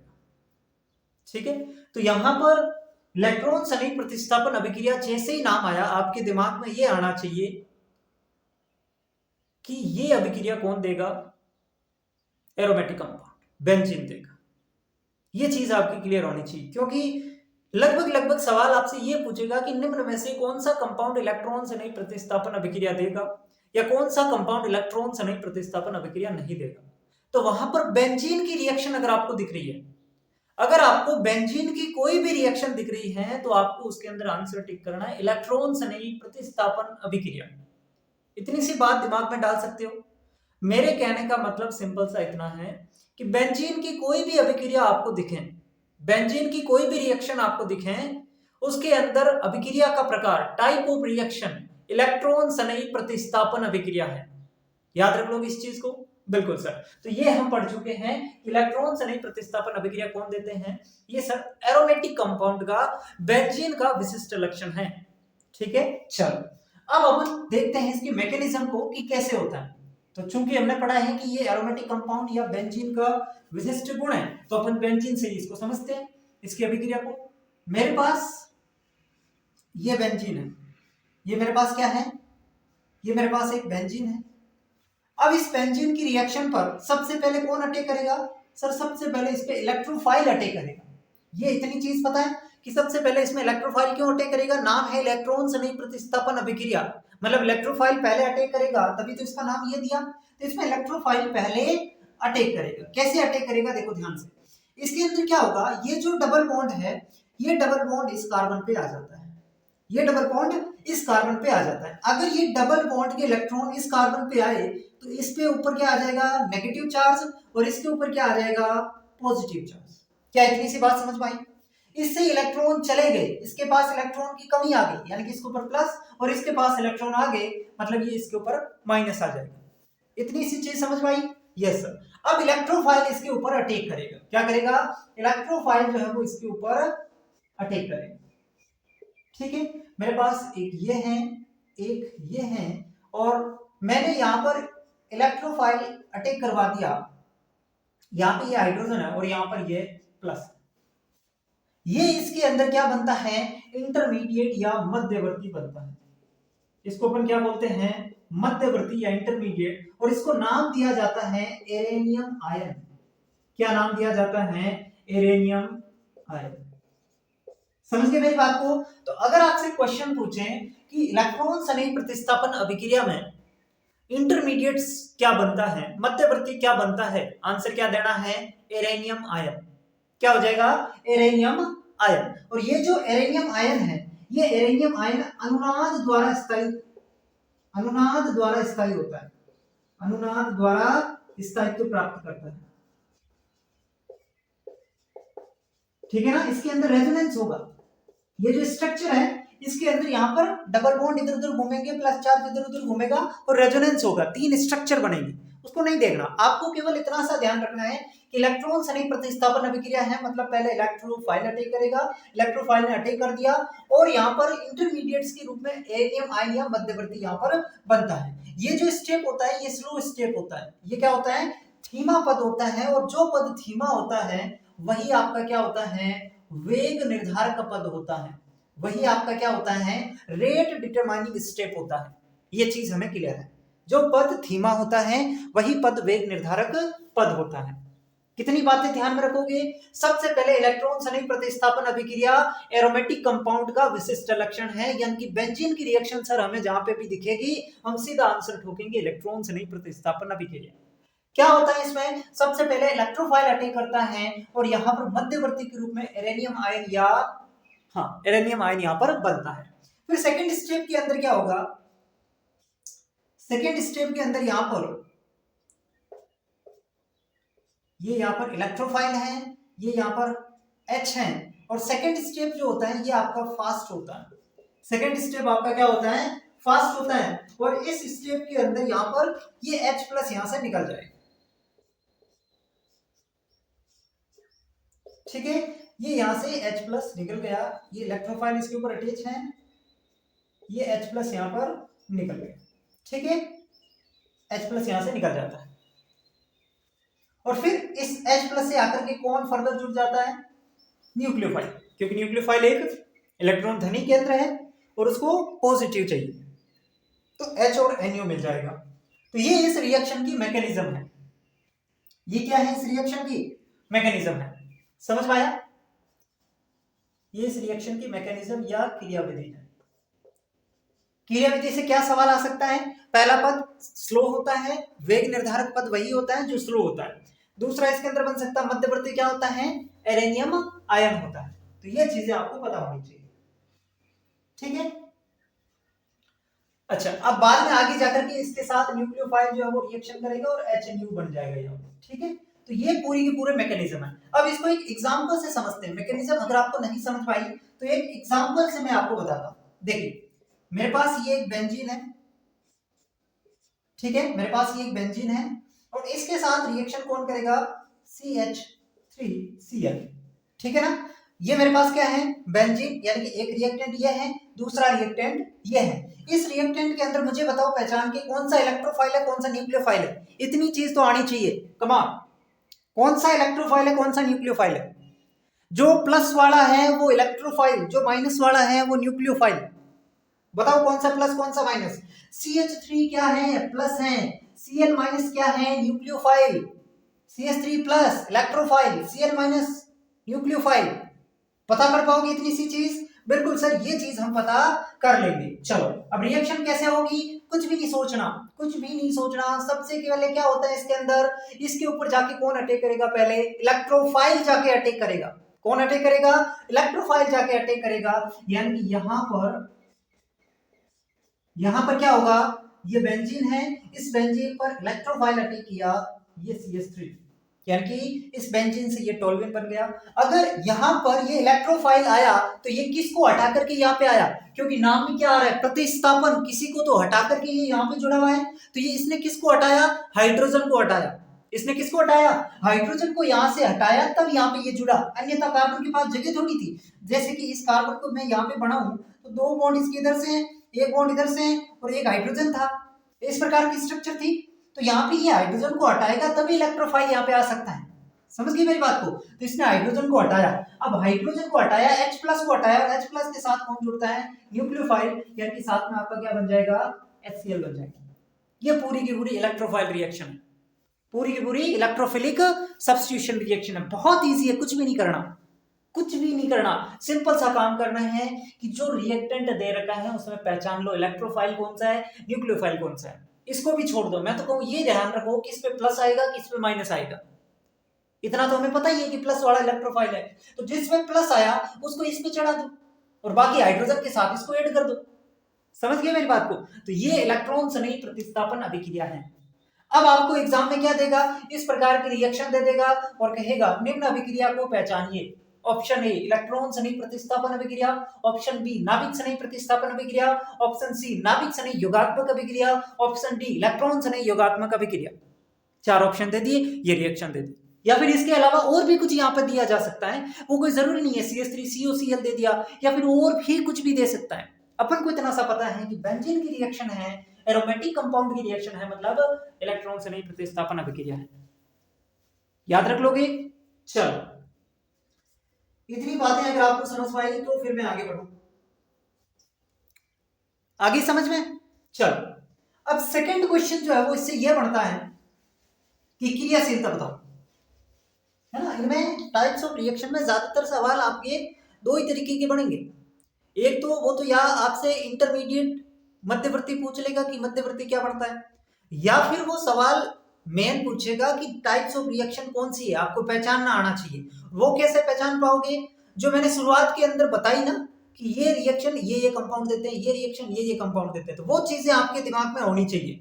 ज्यादा इंटेलिजेंट नहीं बनना है, जितना चीजें अपन याद रख सकते हैं जो काम की है वो याद रखनी है। कुछ बच्चे क्या करते हैं, ओवर स्मार्ट बनने का सोच रहे हैं, ये भी कर लेंगे वो भी कर लेंगे। नहीं, सवाल बहुत बेसिक सा उठाएगा। अगर आपने सिंपल चीजें आपके दिमाग में है तो आप सवाल कर ले जाओगे, नहीं तो ज्यादा डूबोगे तो फिर वो ऊपर वाला सवाल भी गलत करोगे। ठीक है, बाकी मैं आपको ऐसा नहीं है कि ऊपर पढ़ा रहा हूं, नहीं, मैं आपको पूरी चीजें डिटेल के साथ पढ़ा रहा हूं। आप कहीं और से क्लासेस लगा के देख लीजिए, मैं सारी चीजें करवा रहा हूं मेरी तरफ से। ठीक है, चल हाँ, मैं ये कह रहा था सेकंड क्वेश्चन यहाँ पे बनता है रिएक्टिविटी को लेकर के, क्रियाशीलता को लेकर के। क्रियाशीलता क्या ध्यान में रखनी है? क्रियाशीलता क्या ध्यान में रखनी है? अगर इलेक्ट्रॉन सनी प्रतिस्थापन अभिक्रियाओं के अंदर आपसे रिएक्टिविटी का ऑर्डर पूछ ले, क्रियाशीलता का ऑर्डर पूछ ले, तो इसके अंदर जो क्रियाशीलता है वो किस पे डिपेंड करेगी? क्रियाशीलता किस पे डिपेंड करेगी? बेंजीन रिंग में इलेक्ट्रॉन घनत्व के समानुपाती होते हैं। Electron density in benzene ring, reactivity is proportional two electron density in the benzene ring. ठीक है, मतलब क्या हुआ? मतलब ये हुआ कि बेंजीन की जो रिंग है ना, रिंग का मतलब समझते हो, बेंजीन की रिंग, उसके अंदर इलेक्ट्रॉन जितने ज्यादा होंगे उस कंपाउंड की क्रियाशीलता भी उतनी ही ज्यादा होगी। समझ गए मेरी बात को? बेंजीन रिंग में इलेक्ट्रॉन घनत्व जितना ज्यादा उस कंपाउंड की क्रियाशीलता भी उतनी ही ज्यादा, और बेंजीन रिंग के अंदर इलेक्ट्रॉन घनत्व जितना कम क्रियाशीलता भी उतनी ही कम। तो सर कैसे पहचान पाएंगे, हमें कैसे पता चलेगा कि बेंजीन रिंग में इलेक्ट्रॉन का घनत्व ज्यादा है या कम है?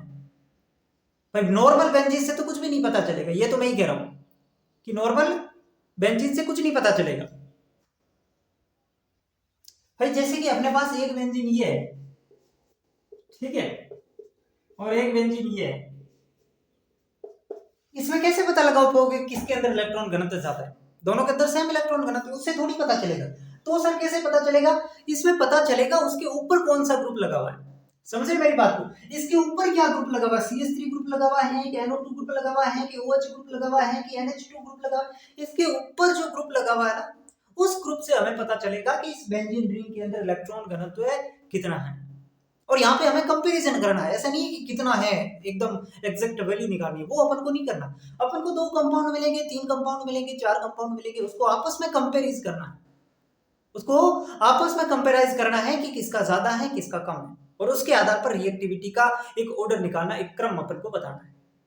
तो इतनी चीज आपको समझ में आई सबसे पहले कि बेंजीन रिंग में इलेक्ट्रॉन घनत्व अगर ज्यादा होगा तो क्रियाशीलता भी ज्यादा होगी। अब एक चीज मैं आपको बता रहा हूं, मेरी तरफ से एड ऑन कर रहा हूं, ये चीज आपको ध्यान में रखनी है। ठीक है,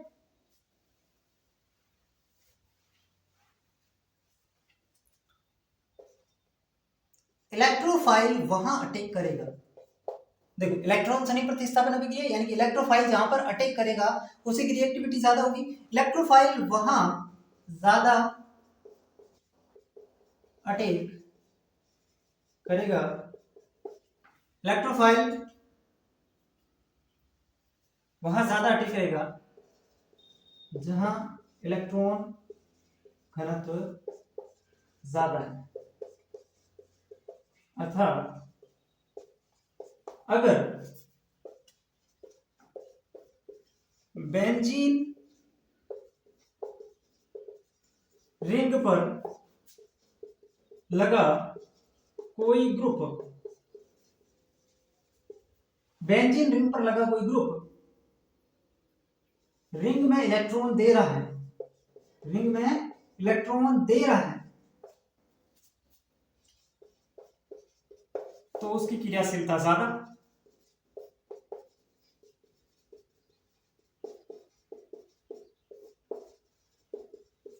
और और अगर कोई ग्रुप इलेक्ट्रॉन खींच रहा है रिंग में से, तो उस यौगिक की क्रियाशीलता कम, तो उस यौगिक की क्रियाशीलता कम हो जाएगी।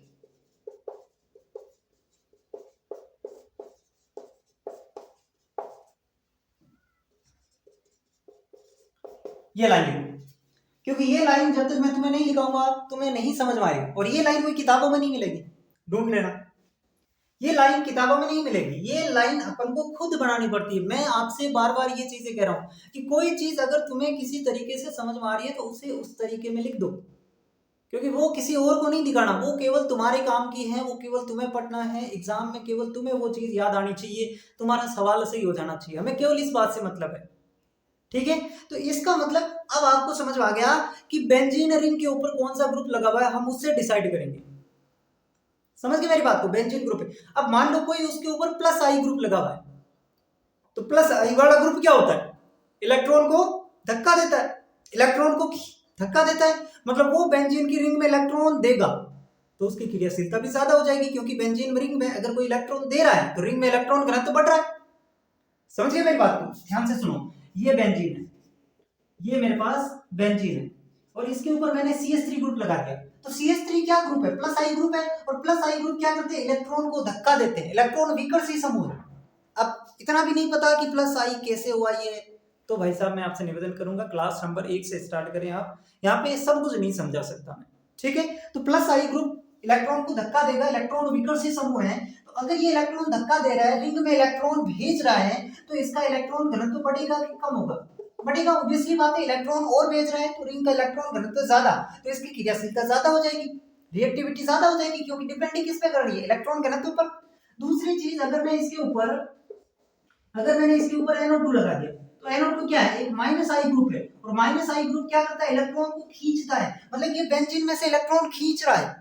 अगर बेंजीन में से इलेक्ट्रॉन खींचेगा तो बेंजीन रिंग में इलेक्ट्रॉन घनत्व बढ़ेगा कि कम होगा, कम होगा, ऑब्वियसली बात है। तो इसके अंदर इलेक्ट्रॉन घनत्व क्या हो जाएगा, कम हो जाएगा, इलेक्ट्रॉन घनत्व कम हो जाएगा। तो यहाँ पर अब बताओ क्रियाशीलता किसकी ज्यादा, जिसका इलेक्ट्रॉन घनत्व ज्यादा उसकी क्रियाशीलता ज्यादा, रिएक्टिविटी इसकी ज्यादा हो जाएगी इसके कंपैरिजन में। मेरी बात समझ पाई, क्रियाशीलता कैसे डिसाइड करेंगे, बेंजीन रिंग में इलेक्ट्रॉन घनत्व कितना है ये चेक करेंगे। कैसे चेक करेंगे, ऊपर जो ग्रुप लगा हुआ है उस ग्रुप को देखेंगे, वो ग्रुप अगर इलेक्ट्रॉन बेंजीन रिंग में दे रहा है, इसका मतलब वो बेंजीन रिंग में इलेक्ट्रॉन घनत्व को भी बढ़ा रहा है, उसकी क्रियाशीलता ज्यादा हो जाएगी। और अगर कोई ऐसा ग्रुप लगा हुआ है जो रिंग में से इलेक्ट्रॉन को खींच रहा है, मतलब इलेक्ट्रॉन घनत्व रिंग में कम कर रहा है, तो उसकी क्रियाशीलता भी कम हो जाएगी। ठीक है बच्चों, इतनी चीजें अगर आपको समझ में आई हैं तो इसको नोट करो, फिर अपन आगे बढ़ते हैं।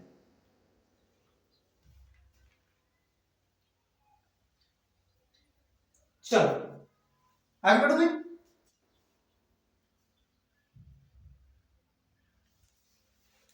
अब अपन कुछ एक्सरसाइज कर लेते हैं क्रियाशीलता को लेकर के, फिर अपना इसमें कोई भी डाउट नहीं रहेगा। ठीक है, इसमें आपको इंडक्टिव इफेक्ट लगाना है, हाइपर कॉन्जुगेशन लगाना है, रेजोनेंस लगाना है, वो सारी चीजें पीछे जितनी भी पड़ी ना वो सारी काम आती है इसमें। तो अगर आपने शुरुआत की क्लासेस नहीं देखी है तो ये बिल्कुल आप एक्सपेक्ट मत कीजिए कि हमें समझ में आएगा, क्योंकि चीजें आप सारी पढ़ोगे तो ही समझ में आएगा। एक मैंने दे दिया ये NO2, एक मैंने दे दिया आपको ये CH3, ठीक है। एक मैंने आपको ये दे दिया OH, और एक मैंने आपको ये दे दिया NH2। इसको बोलते हैं एनिलीन, इसको बोलते हैं फिनोल, इसको बोलते हैं टोल्यूइन, इसको बोलते हैं नाइट्रोबेंजीन, ठीक है ना। ये और में एरोमेटिक कंपाउंड्स जो होते हैं उनके अलग अलग नाम है। अब इसके अंदर आपको स्थायित्व निकालना, मतलब सॉरी क्रियाशीलता का क्रम बताना है। बता दोगे? एक और मैं आपके सामने तभी लिख देता हूं, ये है फ्लोरो, ये है फ्लोरो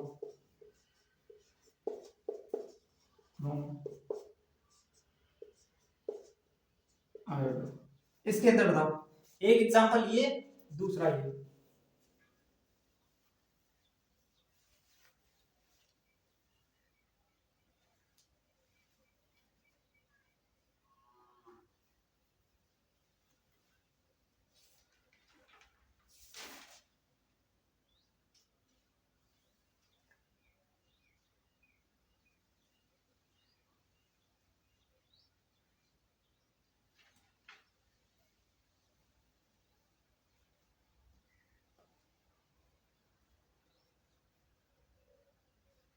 चलो बताओ, इसके अंदर देखो, यहां पर NO2 क्या है? NO2 सर माइनस आई ग्रुप है, और अगर ये माइनस आई ग्रुप है, NO2 अगर माइनस आई ग्रुप है तो ये इलेक्ट्रॉन को क्या करेगा सर? खींचेगा। अगर ये इलेक्ट्रॉन को खींचेगा तो ये इलेक्ट्रॉन घनत्व को इसके अंदर कम कर रहा है, इलेक्ट्रॉन घनत्व को कम कर रहा है। CH3 क्या है? CH3 सर प्लस आई ग्रुप है, प्लस आई ग्रुप है मतलब ये इलेक्ट्रॉन इसके अंदर देगा। ये चिन्ह ध्यान से देखना, इसके अंदर नीचे है मतलब ये इलेक्ट्रॉन दे रहा है, और अगर ये इलेक्ट्रॉन दे रहा है मतलब ये इलेक्ट्रॉन घनत्व को क्या कर रहा है? बढ़ा रहा है, इलेक्ट्रॉन घनत्व को बढ़ा रहा है। अब इन दोनों को देखिए, इनके ऊपर क्या है? लोन पेयर, इनके ऊपर क्या है? लोन पेयर, मतलब इनके अंदर क्या हो रहा है? रेजोनेंस हो रहा है, इन दोनों के अंदर रेजोनेंस हो रहा है। अब यहाँ पर देखिए, इन दोनों के अंदर रेजोनेंस हो रहा है तो मतलब इन दोनों से तो इनका ज्यादा हो गया, इन दोनों का ज्यादा, अब इन दोनों में से किसका ज्यादा होगा? तो अब यहाँ पर देखो, यहाँ पर है नाइट्रोजन, यहाँ पर है ऑक्सीजन, इलेक्ट्रोनेगेटिविटी किसकी ज्यादा है? इलेक्ट्रोनेगेटिविटी सर, इससे क्या मतलब? देखो पहली बात, मेरी बात सुनो, नाइट्रोजन की इलेक्ट्रोनेगेटिविटी ज्यादा है ऑक्सीजन की? सर ऑक्सीजन की इलेक्ट्रोनेगेटिविटी ज्यादा है, ऑक्सीजन की ज्यादा है।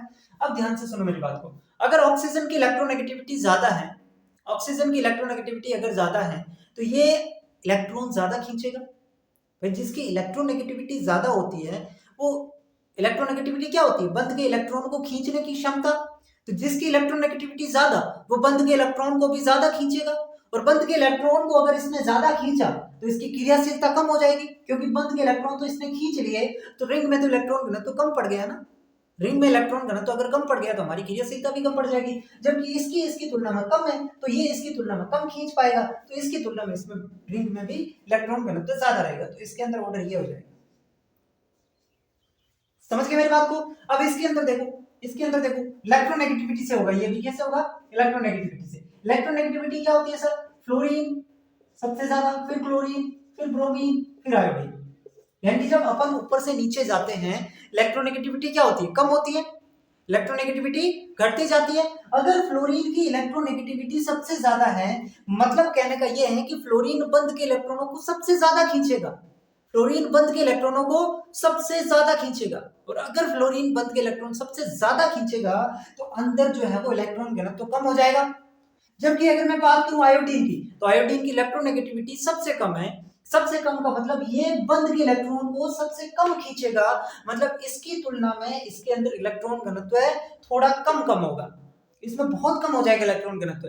और अपन को क्या चाहिए? जिसका इलेक्ट्रॉन घनत्व ज्यादा उसकी क्रियाशीलता ज्यादा, तो सबसे ज्यादा इलेक्ट्रॉन घनत्व इसमें रहेगा, उसके बाद इसमें, और सबसे कम इलेक्ट्रॉन घनत्व इसमें रहेगा।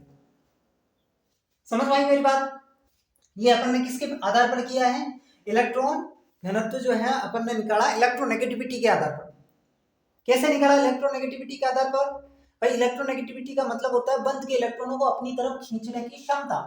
तो जिसकी इलेक्ट्रोनेगेटिविटी जितनी ज्यादा, बंद के इलेक्ट्रॉन को उतना ही ज्यादा खींचेगा, और बंद के इलेक्ट्रॉन को उतना ज्यादा खींचेगा तो रिंग में इलेक्ट्रॉन घनत्व उतना ही कम हो जाएगा, तो इसलिए वो हमारा सबसे कम क्रियाशील हो जाएगा। ठीक है, चलो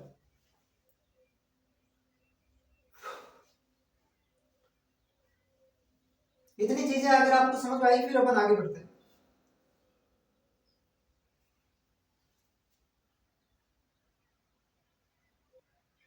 मिटाओ इसको। ये अपनी इलेक्ट्रॉन सनी प्रतिस्थापन अभिक्रिया कंप्लीट। अब अपन पढ़ेंगे मुक्त मूलक प्रतिस्थापन अभिक्रिया। छोटी सी बात है, बस 5 मिनट सुन लो, उसके बाद अपन इसको खत्म करते हैं। मुक्त मूलक प्रतिस्थापन अभिक्रिया, फिर से वही बात, कौन देते हैं मुक्त मूलक प्रतिस्थापन अभिक्रिया, याद करो जरा। मुक्त मूलक प्रतिस्थापन अभिक्रिया, मुक्त मूलक प्रतिस्थापन अभिक्रिया कौन देते हैं मुक्त मूलक प्रतिस्थापन अभिक्रिया? एल्केन और साइक्लोएल्केन, ठीक है ना। एल्केन अपन नॉर्मल याद रख सकते हैं, या फिर कोई अगर साइक्लोएल्केन आता है तो वो भी यही देता है। साइक्लोएल्केन का मतलब क्या हुआ? इस तरीके के जो एल्केन होते हैं उसको साइक्लोएल्केन कहते हैं। भाई ये क्या है? साइक्लोप्रोपेन है, समझ गए? तो ये जो होता है ये आपके साइक्लोएल्केन होते हैं। अब मुक्त मूलक प्रतिस्थापन अभिक्रिया एल्केन देते हैं, ये तो अपन को पता है कैसे देते हैं। पहले अपन इसको एक एग्जांपल से समझते हैं, फिर इसकी मैकेनिज्म समझेंगे। मेरे पास कोई एल्केन है CH4, क्या होता है ये? मेथेन, मेथेन होता है। अब ये जो CH4 है इसकी रिएक्शन मैं करवाऊंगा HX से। इसकी रिएक्शन मैंने किसके साथ करवा, सॉरी X2 के साथ। इसकी रिएक्शन मैंने करवा दी हेलोजन के साथ। इसकी रिएक्शन मैंने किसके साथ करवा दी? हेलोजन के साथ, यानी कि हेलोजनीकरण इसको कहते हैं। और ये जो रिएक्शन होती है, ये रिएक्शन होती है सनलाइट की प्रेजेंस में, HU, यानी कि सनलाइट के प्रेजेंस में ये रिएक्शन होती है सनलाइट की उपस्थिति में। ये जब अपन मेथेन की केमिकल प्रॉपर्टीज पढ़ेंगे, मेथेन की रासायनिक अभिक्रियाएं पढ़ेंगे, तब मैं आपको डिटेल में पढ़ाऊंगा। यहाँ पर केवल मैकेनिज्म समझने के लिए एक एग्जांपल मैं आपको समझा रहा हूँ, ठीक है। चलो अपन एरोमेटिक, इससे लास्ट में जो बेंजीन की रिएक्शन है वो भी अपन पढ़ेंगे, क्योंकि अपन के सिलेबस में एरोमेटिक हाइड्रोकार्बन है, अपने सिलेबस में एल्केन है, तो ये सारी रिएक्शन हम वहां पर डिटेल में पढ़ेंगे। जैसे मैं आपको एल्केन पढ़ाऊंगा, एरोमेटिक हाइड्रोकार्बन पढ़ाऊंगा, एल्कीन पढ़ाऊंगा, एल्केन पढ़ाऊंगा, उस समय अपन सारी बातें करेंगे। यहाँ पर केवल अपन को ये देखना है कि मुक्त मूलक प्रतिस्थापन अभिक्रिया एल्केन देते हैं तो कैसे देते हैं। ये मेरे पास एल्केन है, इस एल्केन की रिएक्शन मैं हेलोजन से करवाता हूँ। X2 से क्या होता है? X2 मतलब हेलोजन, हेलोजन से करवाता हूँ, जिसको अपन हेलोजनीकरण कहते हैं। और ये रिएक्शन की कंडीशन है कि ये सनलाइट है ना, सूर्य के प्रकाश की उपस्थिति में होती है। समझ गए मेरी बात को? ये रिएक्शन सूर्य के प्रकाश की उपस्थिति में होगा। होगा क्या यहाँ पर? यहाँ पर एक हाइड्रोजन को ये हटाएगी। बस आपके दिमाग में प्रतिस्थापन अभिक्रिया का मतलब समझ में आना चाहिए, किसी को हटा करके वहां पे कुछ आएगा।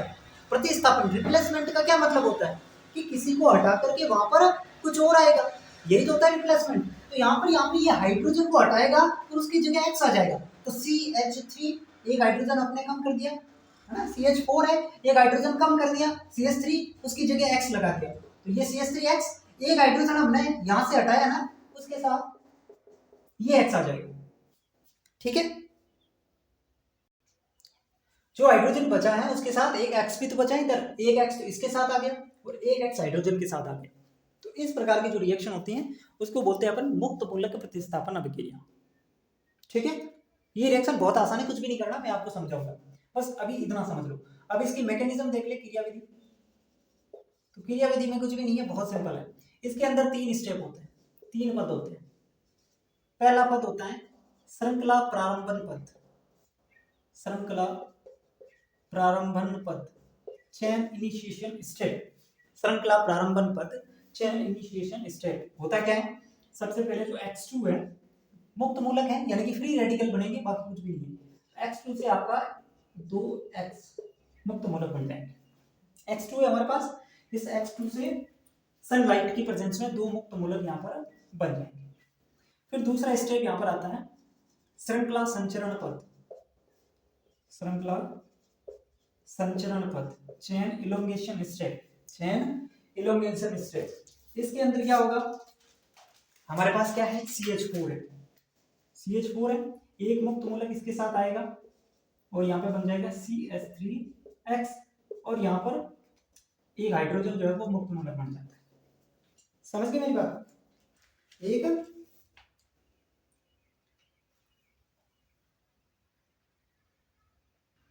एक मिनट, CH4X, यहाँ पे क्या हो जाएगा?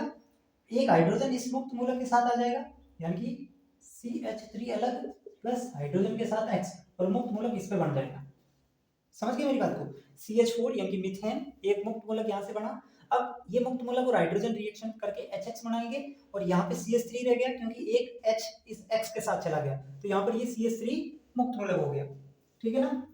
अब इस CH3 मुक्त मूलक की रिएक्शन होती है X2 के साथ। CH3 मुक्त मूलक बना हमारे साथ, इसकी रिएक्शन होगी X2 के साथ, है ना? CH3 मुक्त मूलक की रिएक्शन X2 के साथ होगी, तो अब यहाँ पर बनेगा CH3X जो हमने पहले ही बना दिया था, वो अब ये बनेगा और बाकी बचा X फिर से फ्री रेडिकल बन जाएगा क्योंकि एक X इसके साथ आ गया, तो एक X अभी भी हमारे पास बन रहा है, बच रहा है, वो CH3X हो जाएगा। ठीक है ना? और अब ये X जो है वो फिर से इसके साथ CH4 जो अगर मेथेन बच रहा है तो इसके साथ फिर से रिएक्शन करेगा और ये श्रृंखला संचरण होती रहेगी, श्रृंखला चलती रहेगी। कैसे? क्योंकि ये मुक्त मूलक हेलोजन का फिर से बन गया, तो ये इसके अंदर फिर से चला जाता है, अगर कुछ मेथेन बचा हुआ है तो फिर से ये स्टेप होगा, फिर ये होगा। ठीक है? फिर X मुक्त मूलक बनेगा, फिर इसमें चला जाएगा और लास्ट स्टेप होता है श्रृंखला समापन पद। श्रृंखला समापन पद इसके अंदर क्या होगा? इसके अंदर देखो जितने भी मुक्त मूलक है वो आपस में जुड़ेंगे। हाइड्रोजन मुक्त मूलक हेलोजन का मुक्त मूलक आपस में जुड़ गए, HX बन गए। CH3 का मुक्त मूलक X का मुक्त मूलक आपस में जुड़ गए, CH3X बन गया। और अगर मैं बात करूं तो CH3 का मुक्त मूलक प्लस CH3 का मुक्त मूलक ये आपस में जुड़ करके CH3 बन जाते हैं। ठीक है ना? तो ये आपको ध्यान रखनी है, ये चीजें आपको ध्यान में रखनी है। अब यहाँ से एक चीज देखो, यहाँ पे जब हमने रिएक्शन लिखी ना तो हमें मिला एक CH3X प्रोडक्ट के रूप में और एक HX, यानी कि एक HX और एक CH3X, दो उत्पाद तो ये हमें मिले। लेकिन ये जो तीसरा उत्पाद है ना, ये यहाँ पर कहीं पे दिखाई नहीं दे रहा है। तो कई बार यहाँ पे गलती हो जाती है, इस रिएक्शन के अंदर आपको वो पूछ लेगा कि प्रोडक्ट कितने बन रहे हैं क्या, या फिर पूछ लेगा निम्न में से कौन सा प्रोडक्ट नहीं है, और अगर वो ये देगा तो अपन इसको गलत मानेंगे। लेकिन अगर अपन ने मैकेनिज्म पढ़ी है तो अपन को पता है कि ये भी इसके अंदर एक प्रोडक्ट बनता है। तो इस चीज को जरूर ध्यान रखें। इसके अंदर ये तीनों ही इसके अंदर क्या होते हैं, प्रोडक्ट होते हैं, उत्पाद होते हैं, ये तीनों ही इसमें उत्पाद होते हैं। ठीक है ना? जो इस नॉर्मल रिएक्शन को देखने पर पता नहीं चलता, लेकिन जब अपन मैकेनिज्म समझते हैं तो हमारे साथ HX भी बनता है, हमारे पास CH3X भी बनता है और CH3CH3 यानी कि हाइयर एल्केन बनता है, उच्चतर एल्केन का निर्माण भी होता है। मेथेन से एथेन बन गया तो ये क्या है, एक हाइयर एल्केन है, उच्चतर एल्केन का निर्माण हो गया। मैकेनिज्म कुछ भी नहीं है, बहुत ही सिंपल है। X2 सनलाइट की प्रेजेंस में दो फ्री रेडिकल बना लेगा, फिर ये एक फ्री रेडिकल आएगा और मेथेन के साथ क्रिया करेगा, जिससे मेथेन का फ्री रेडिकल बन जाएगा और एक यहां से हाइड्रोजन HX बन जाएगा। ठीक है? फिर ये आगे ऐसे चलता रहेगा।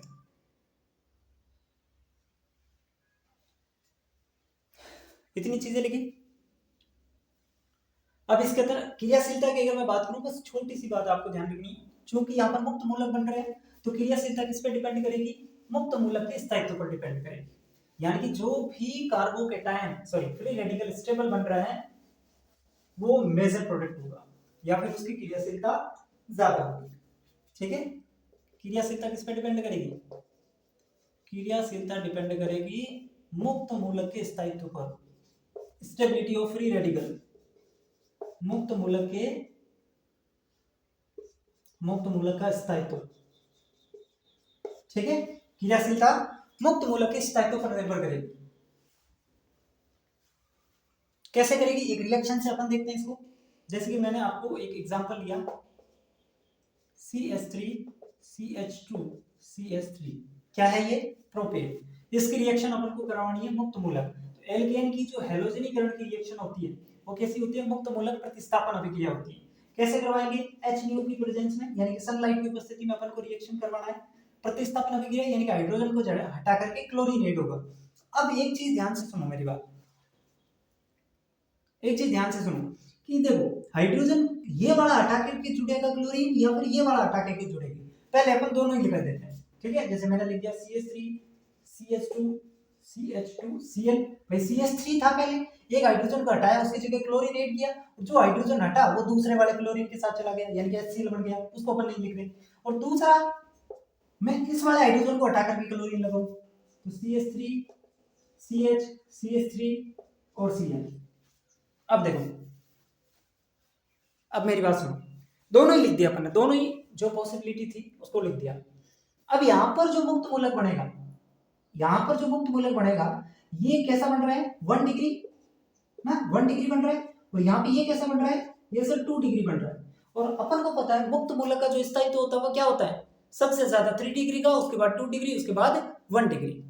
पढ़ा है ना अपन ने, जो कार्बोकेटाइन की स्टेबिलिटी का ऑर्डर होता है वही फ्री रेडिकल के मुक्त मूलक के स्थायित्व का क्रम होता है। तो यहाँ पर 2 डिग्री का स्थायित्व ज्यादा होता है, इसका मतलब मेजर प्रोडक्ट आपको कौन सा बनेगा, ये वाला बनेगा। तो अगर आपसे पूछ ले इसके अंदर कि ये रिएक्शन है, इसके अंदर 4 ऑप्शन दे देंगे, मेजर प्रोडक्ट कौन सा बनेगा, तो ये बनेगा। समझ गए। अब आप कहेंगे सर आपने इस वाले हाइड्रोजन के साथ तो जोड़ा, इस वाले के साथ क्यों नहीं जोड़ा, सेम ही चीज है, इसके साथ जोड़ू इसके साथ जोड़ू कोई फर्क थोड़ी पड़ता है, ये दोनों कोई अलग अलग थोड़ी है, दोनों में 1 डिग्री बनेगा। तो वो एक ही कंडीशन है, ये एक अलग कंडीशन थी क्योंकि यहाँ पर 2 डिग्री बन रहा था, और 2 डिग्री मुक्त मूलक ज्यादा स्थायित्व होता है, इसलिए उसकी क्रियाशीलता भी ज्यादा, मेजर प्रोडक्ट वो बनेगा। ठीक है, आई बात समझ में। तो ऐसी कोई रिएक्शन आएगी तो कर लोगे, ये आपको हटाना तो आता ही है बस। ठीक है, चलो तो ये थी आपकी पूरी प्रतिस्थापन अभिक्रिया, सब्स्टिट्यूशन रिएक्शन। प्रतिस्थापन का मतलब रिप्लेसमेंट, यानी कि ए को हटा करके वहां पे कोई दूसरा आएगा, रिप्लेसमेंट होगा। जितने नंबर ऑफ प्रोडक्ट हैं उतने ही नंबर ऑफ जितने नंबर ऑफ रिएक्टेंट, अभिकारक जितने हैं उतने ही उत्पाद होंगे। यहाँ पर अभिकारक और उत्पाद की संख्या में कोई बदलाव नहीं होता है, केवल प्रतिस्थापन होता है, मतलब हटा करके उसकी जगह कोई दूसरा आ जाता है, तो वो प्रतिस्थापन होता है। फिर आपको तीनों के अंदर अलग अलग याद रखना है कि नाभिक स्नेही प्रतिस्थापन कौन देगा, इलेक्ट्रॉन स्नेही प्रतिस्थापन कौन देगा, और आपकी मुक्त मूलक प्रतिस्थापन अभिक्रिया कौन देगा। ये चीजें आपको इंपॉर्टेंट है, याद होनी चाहिए। उसके बाद उसकी क्रियाशीलता का क्रम आपको निर्धारित करना आना चाहिए। ठीक है, तो ये इतनी बातें थी जो आपके दिमाग में मैंने डालने का प्रयास किया। फिर भी अगर कुछ कमियां रह गई हो तो वो आप कमेंट सेक्शन बता देना, अपन उसको नेक्स्ट क्लास में कवर कर लेंगे। अगली क्लास में अपन को विलोपन अभिक्रिया यानी कि एलिमिनेशन रिएक्शन के बारे में पढ़ना है, फिर जो है अपना टाइप्स ऑफ रिएक्शन खत्म हो जाएगा। ठीक है।